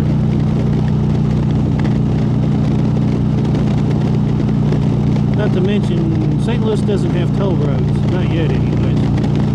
Chicago does. You got that aspect to think about as well.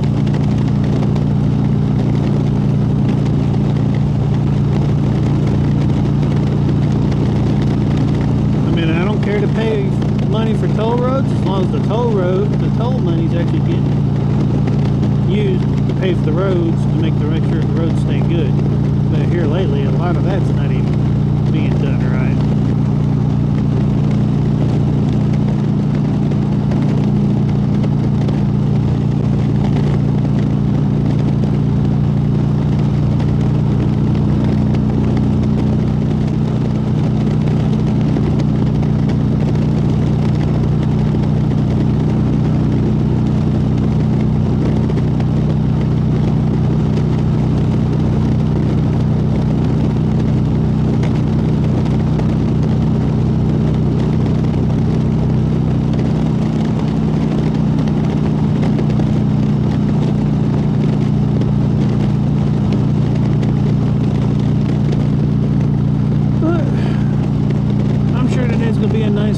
Toasty day.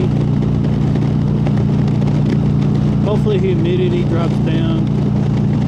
hopefully I avoid some of the storms that are hanging out around the St. Louis area that I've seen before I left the house, because I did check the radar before I left the house.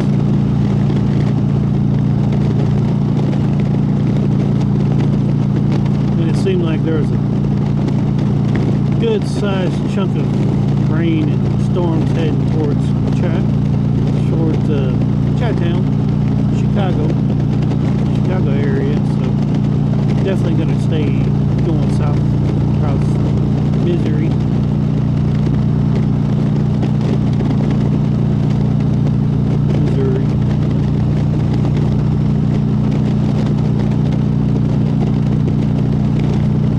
And it gets pretty warm heading across there. So there ain't like it is here. Trees blocking the sun here and there for the most part. That is one thing that's one of the differences in the views that you would see from Tennessee interstate traveling or East Coast traveling is trees along the side of the interstates, where when you go into like Missouri or Missouri, there is hardly any tree around the interstate. It's nothing but grass and fields. Or cities. And a couple of bridges.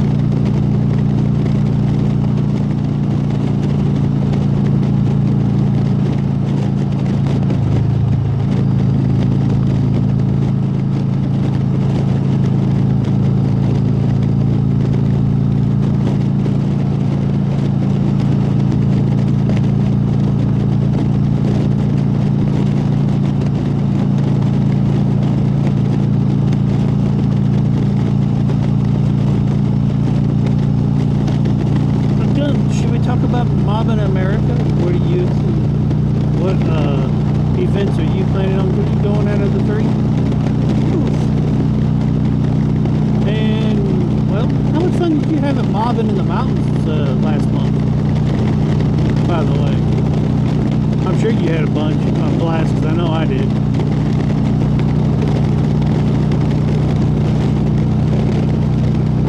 Or can you hear me at all?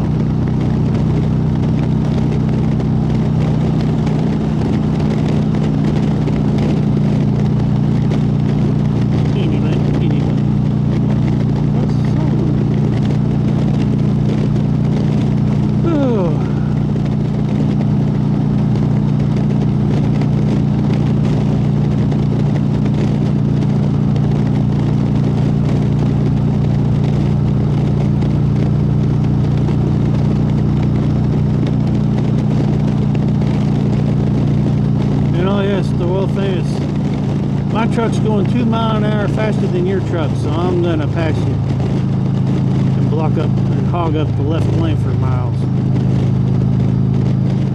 as we sit side by side. Now I'm going downhill, so he's actually picked up a little bit,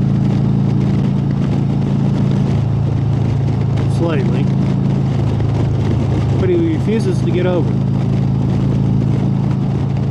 Cars behind them don't know what's going on in front of them, so they don't know that there's a gap there between him and the next truck. Right. A big gap.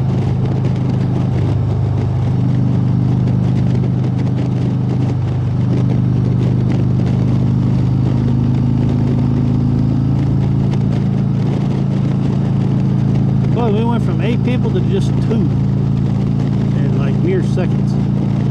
Again, though, I have seen it got shot up to like 16 or so.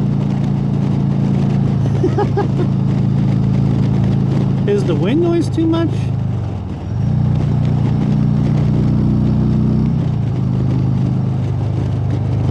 Or can you still hear me all right?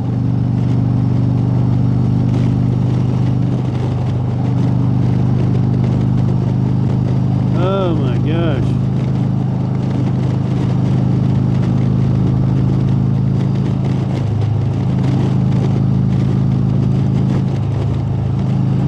Yep, y'all gonna just have to go around him, because he ain't gonna move.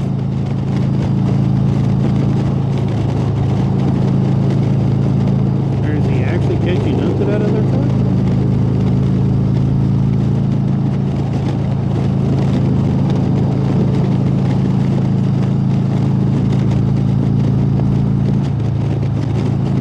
Okay, appreciate it, Guns. I wasn't for sure. I just didn't know if the wind noise has gotten real bad or not. After that little mess up of me lifting up the chin bar on accident. Didn't know if it may have messed up the settings or not.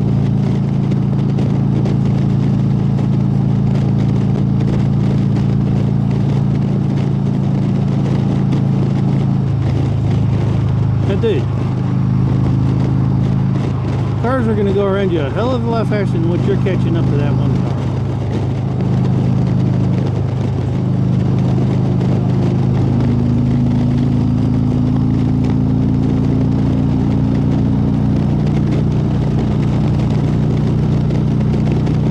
Cars like the one that just passed. I got a big gap between him and the car in front of him.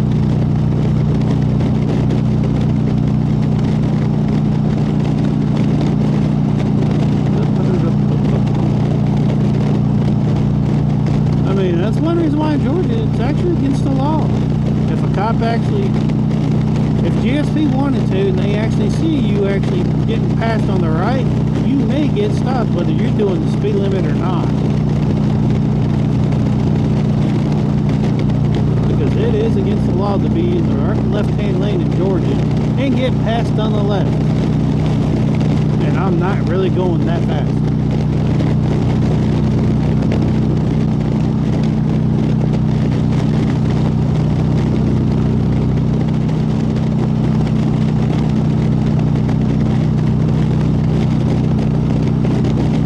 There's still cars in front of me. I'm not really gaining up on them.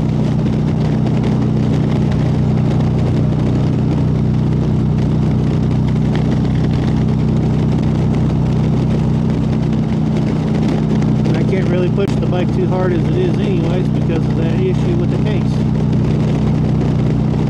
So I don't really want the motor to give me any problems on this trip. Hopefully it don't.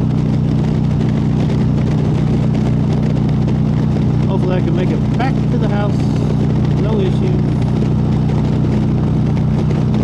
And then ride it for a little bit here and there. Get the new bike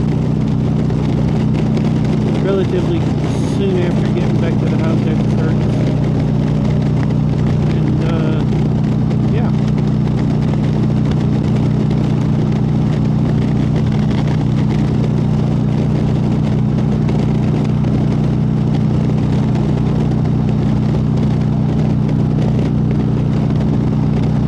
I get the new bike, then this one can actually get a well-deserved break for a while.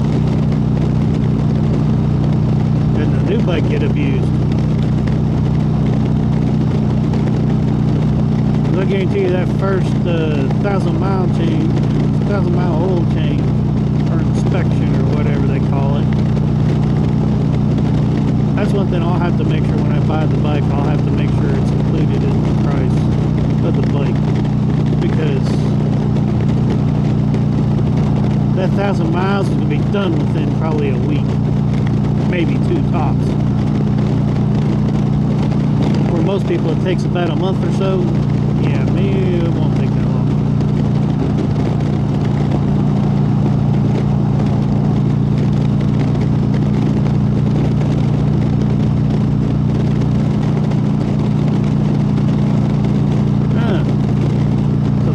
Trying to they call this repave?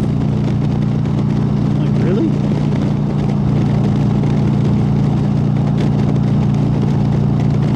Didn't feel like it.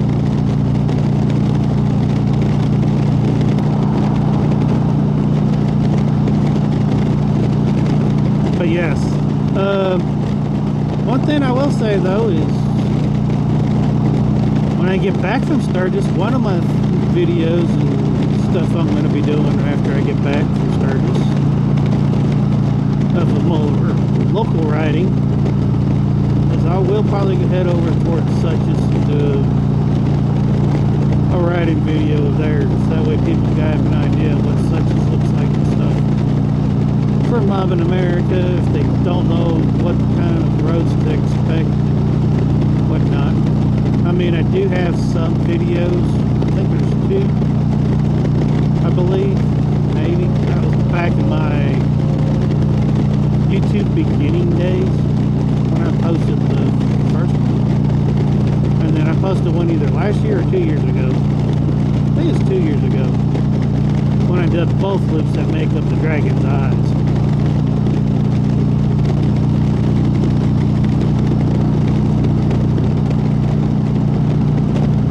Browstown loop, and then you had the Suches loop.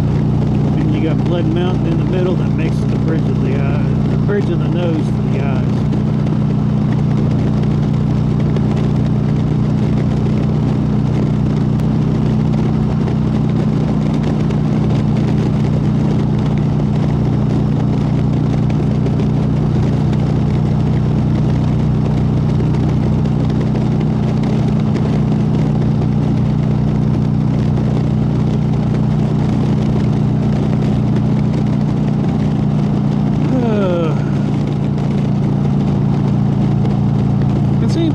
Truck drivers wonder why people don't like letting them over.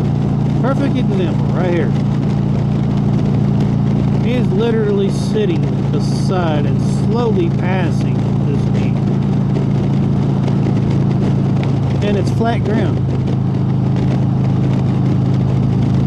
I mean, we ain't going up a hill right now. If we are, it's ever so slight. It shouldn't be enough to cause him any issues.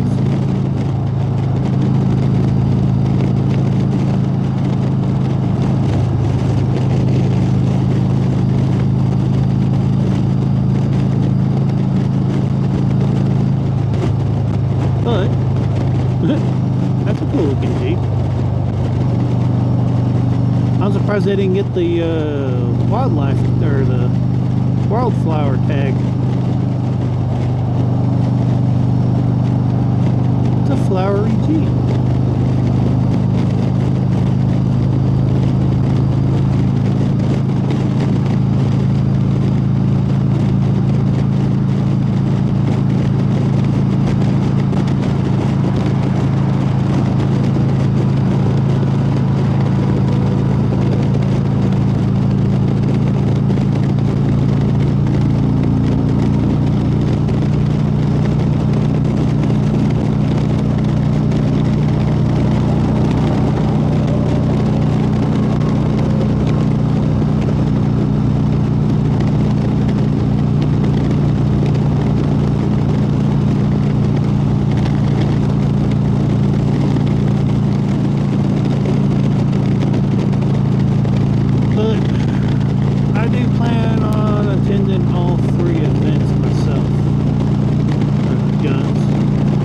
Definitely doing mobbing again.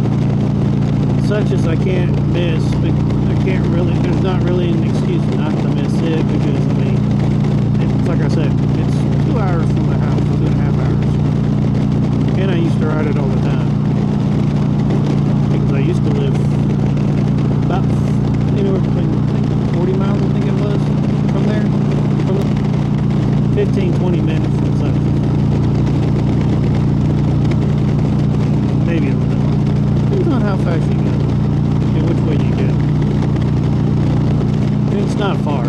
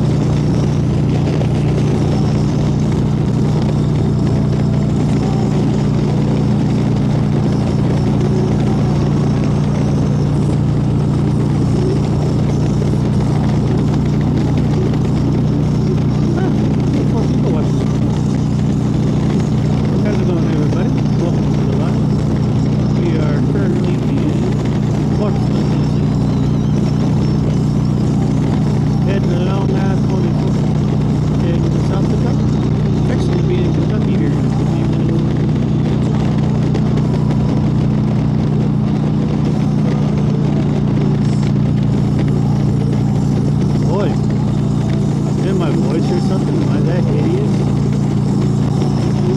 I don't have that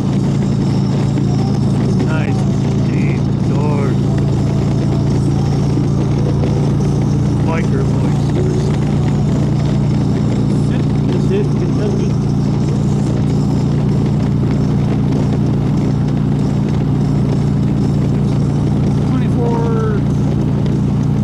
Westbound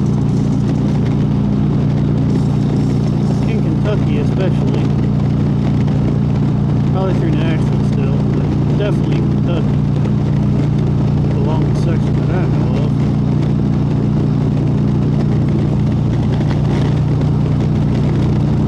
After you get past this first exit up here, not the rest area, but the actual first road, which I think is one of the parkways. Slow lanes in the roads are okay, no problem. Yeah, I just crossed over into Kentucky, so just to give you an idea about where I'm at right now.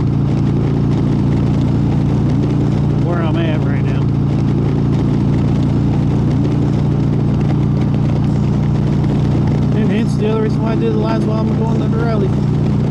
That way family members can swing in and check in and see where I'm at.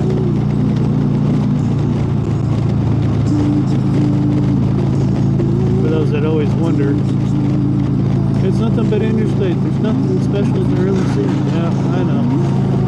Ain't nothing really to see. Yeah, you can stay put and I'll go around you. I'll bear with the bumps for a minute or two.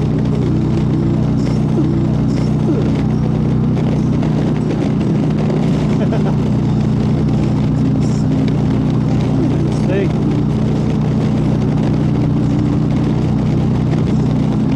Yeah, this slow lane on 24 West is getting worse. It used to not to be so rough until after you pass this exit right here.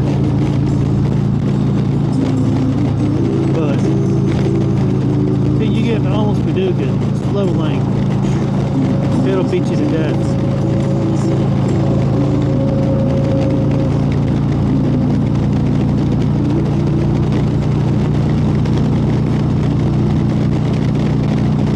Kentucky has the same law as Georgia does about camping out in the left lane, but when the right lane pretty much dictates you have to have a four-wheel drive, or that it's four-wheel drive driving slash riding. Nah, I'm going to keep this nice and smooth in the freaking fast lane. Unless somebody's behind me wanting to pass, and then I'll get over, unless I need to pass somebody else, I'll get over.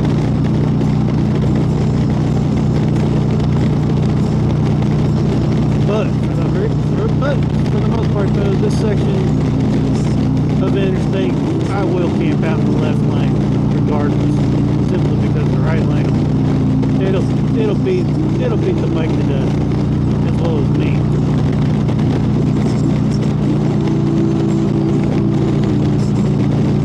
I've got enough issues as it is. Don't need any more issues.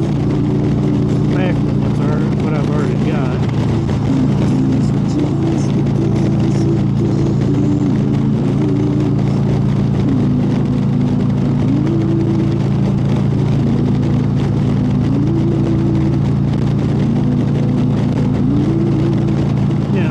It's actually getting worse. I just seen a whole entire section that actually sank down nearly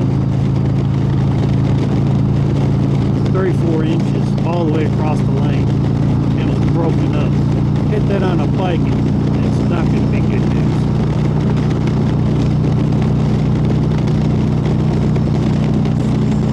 So Kentucky, y'all need to get your governor or whoever's in charge of your roads, especially the interstate, go, hey look, this crap needs to get fixed.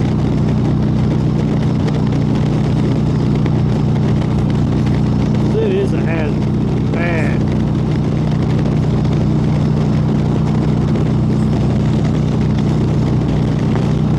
I'll get over here in the right lane for a minute or two, just so y'all see. This ain't too bad. Yeah.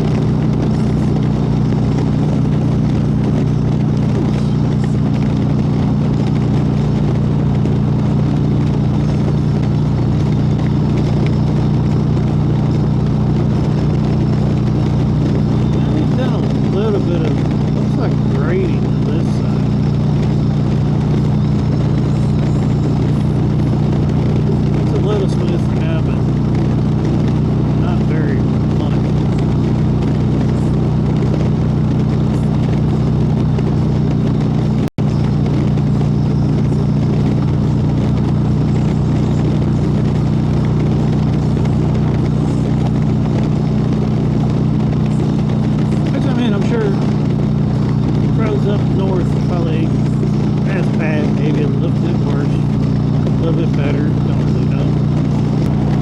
Starting about loud. It gets pretty rough until you get towards Kentucky at 75.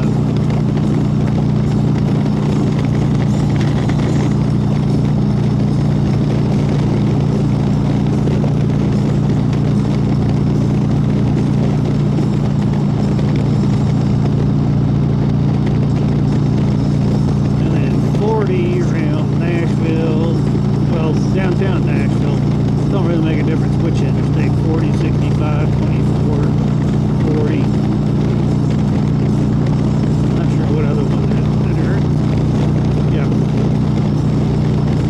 That's how rough this side of the road is. I'm sure you can probably see the camera bounce, the phone bounce all over the place. This is actually the smoother areas.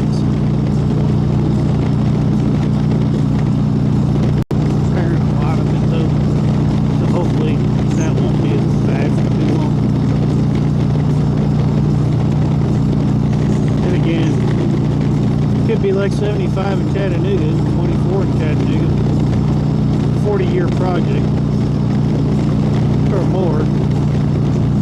Don't seem like they've ever gotten done with construction there in Chattanooga. It's been going on since I got out of the Marine Corps in 95. So they're still doing that section.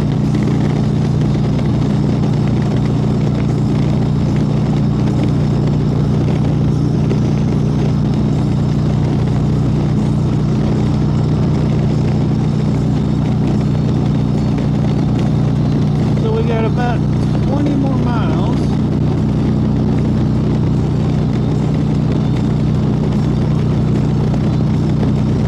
And then I'm gonna stop, get off the bike, get some more juice, good juice.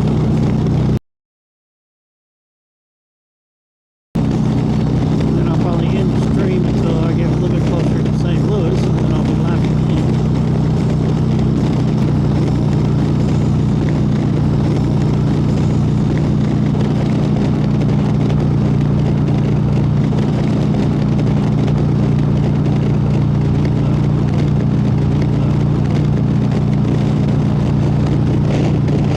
Mom's always lurking. She never really says anything.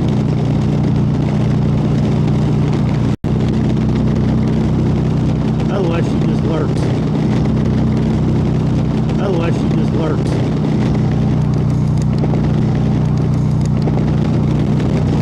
Kind of like what all our moms do. Right, guns? Our mom's always managed to seem to be lurking somewhere around the corner to catch us doing something we ain't supposed to be doing. That's usually when they say something, they're like, hey, you ain't supposed to be doing that.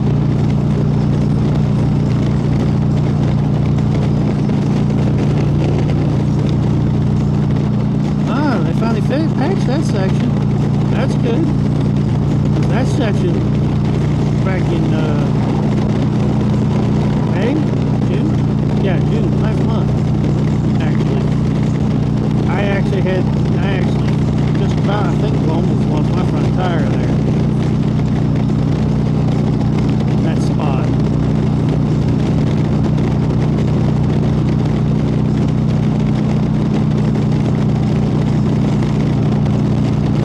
Yeah, they did that patch too. So Kentucky's actually trying to patch some of the. They were. I'll say that.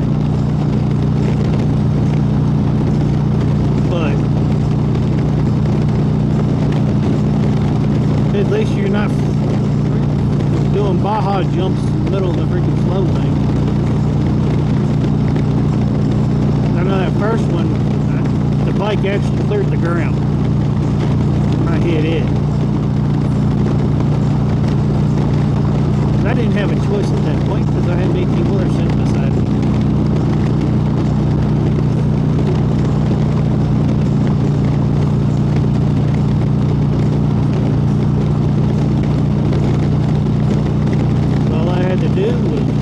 Sort of let off the throttle a little bit, just right out the chloride.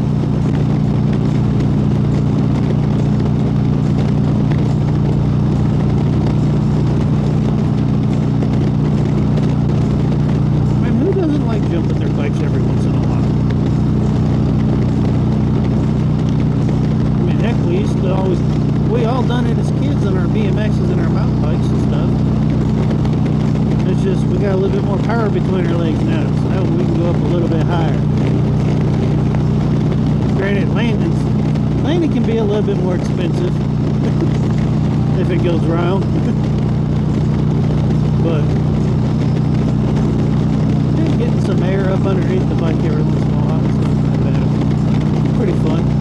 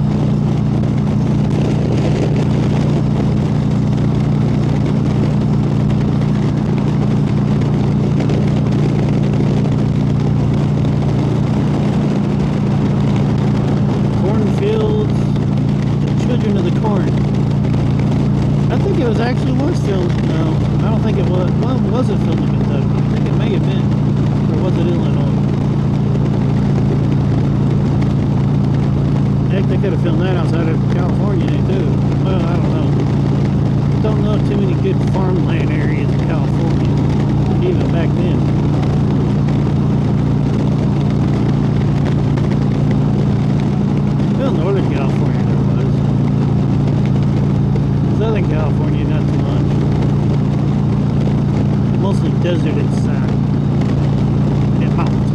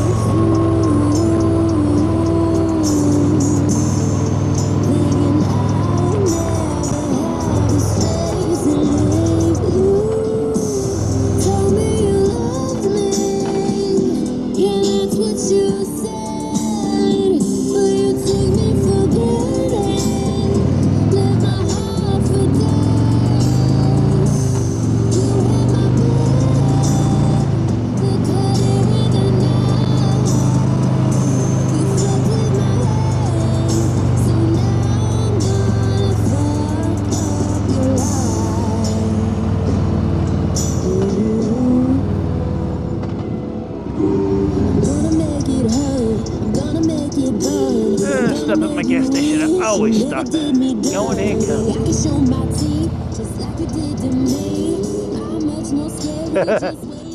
Appreciate it, Scott.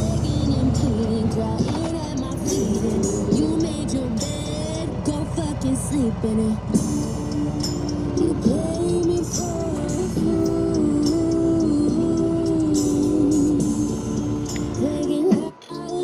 Oh. But with this stop, welcome to those that just joined us, but sadly, this is where this section of this live for this today will be stopping. It will be picking back up, and I will be live again. Let's see. Next stop, so probably going to take about a 2-3 hour break, roughly, or probably about a 2 hour break. Maybe a little bit longer. Just depends on traffic, but I will go live right before I get to St. Louis. Give the phone some time to charge back up to full. And that way, because I know how people like to look the views and stuff and all that, and interstate travel sucks for views as far as the scenery, not so much views of watching a live, but views in general. The scenic views suck on the interstate for the most part sometimes. Come on. So I figure only thing's going to be cornfields between here and St. Louis. Maybe a construction zone or two, still possibly. So figure I'll go ahead and end the live at this one, let the phone charge back up some. Because once it starts getting hotter out, the phone quits fast charging because it gets hotter. So it starts eating the battery up, and then it doesn't last as long. So once I get closer to St. Louis, the gas stop before St. Louis, I'll go live again, and hopefully y'all come back by or swing in and say hello. And hopefully we might pick up some new people, and we can talk about Mobbing America 2026 on that live again. Hopefully maybe we can even get the person that actually is behind the scenes and the creator of Mobbing America and Mobbing the Mountains and the secret mobbing, or Mobbing the Secret City.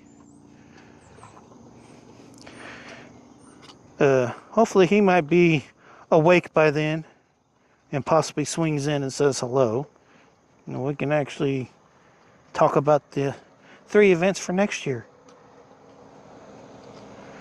that I highly would like to see a lot of people attend. Show their support and come out and ride with everybody, because they are fun rides. I know Mobbing the Mountains this year was in West Virginia. And you can go to Throttle's YouTube channel, or rollingthrottle.com. Or actually, yeah, either one, and watch the videos and stuff. But for now, this is a temporary goodbye. Logging off. And I'll see y'all here in a few hours. Y'all stay safe. If you ride, hopefully you get to get out and enjoy this nice weather and go ride. Stay safe, and see y'all later. Bye.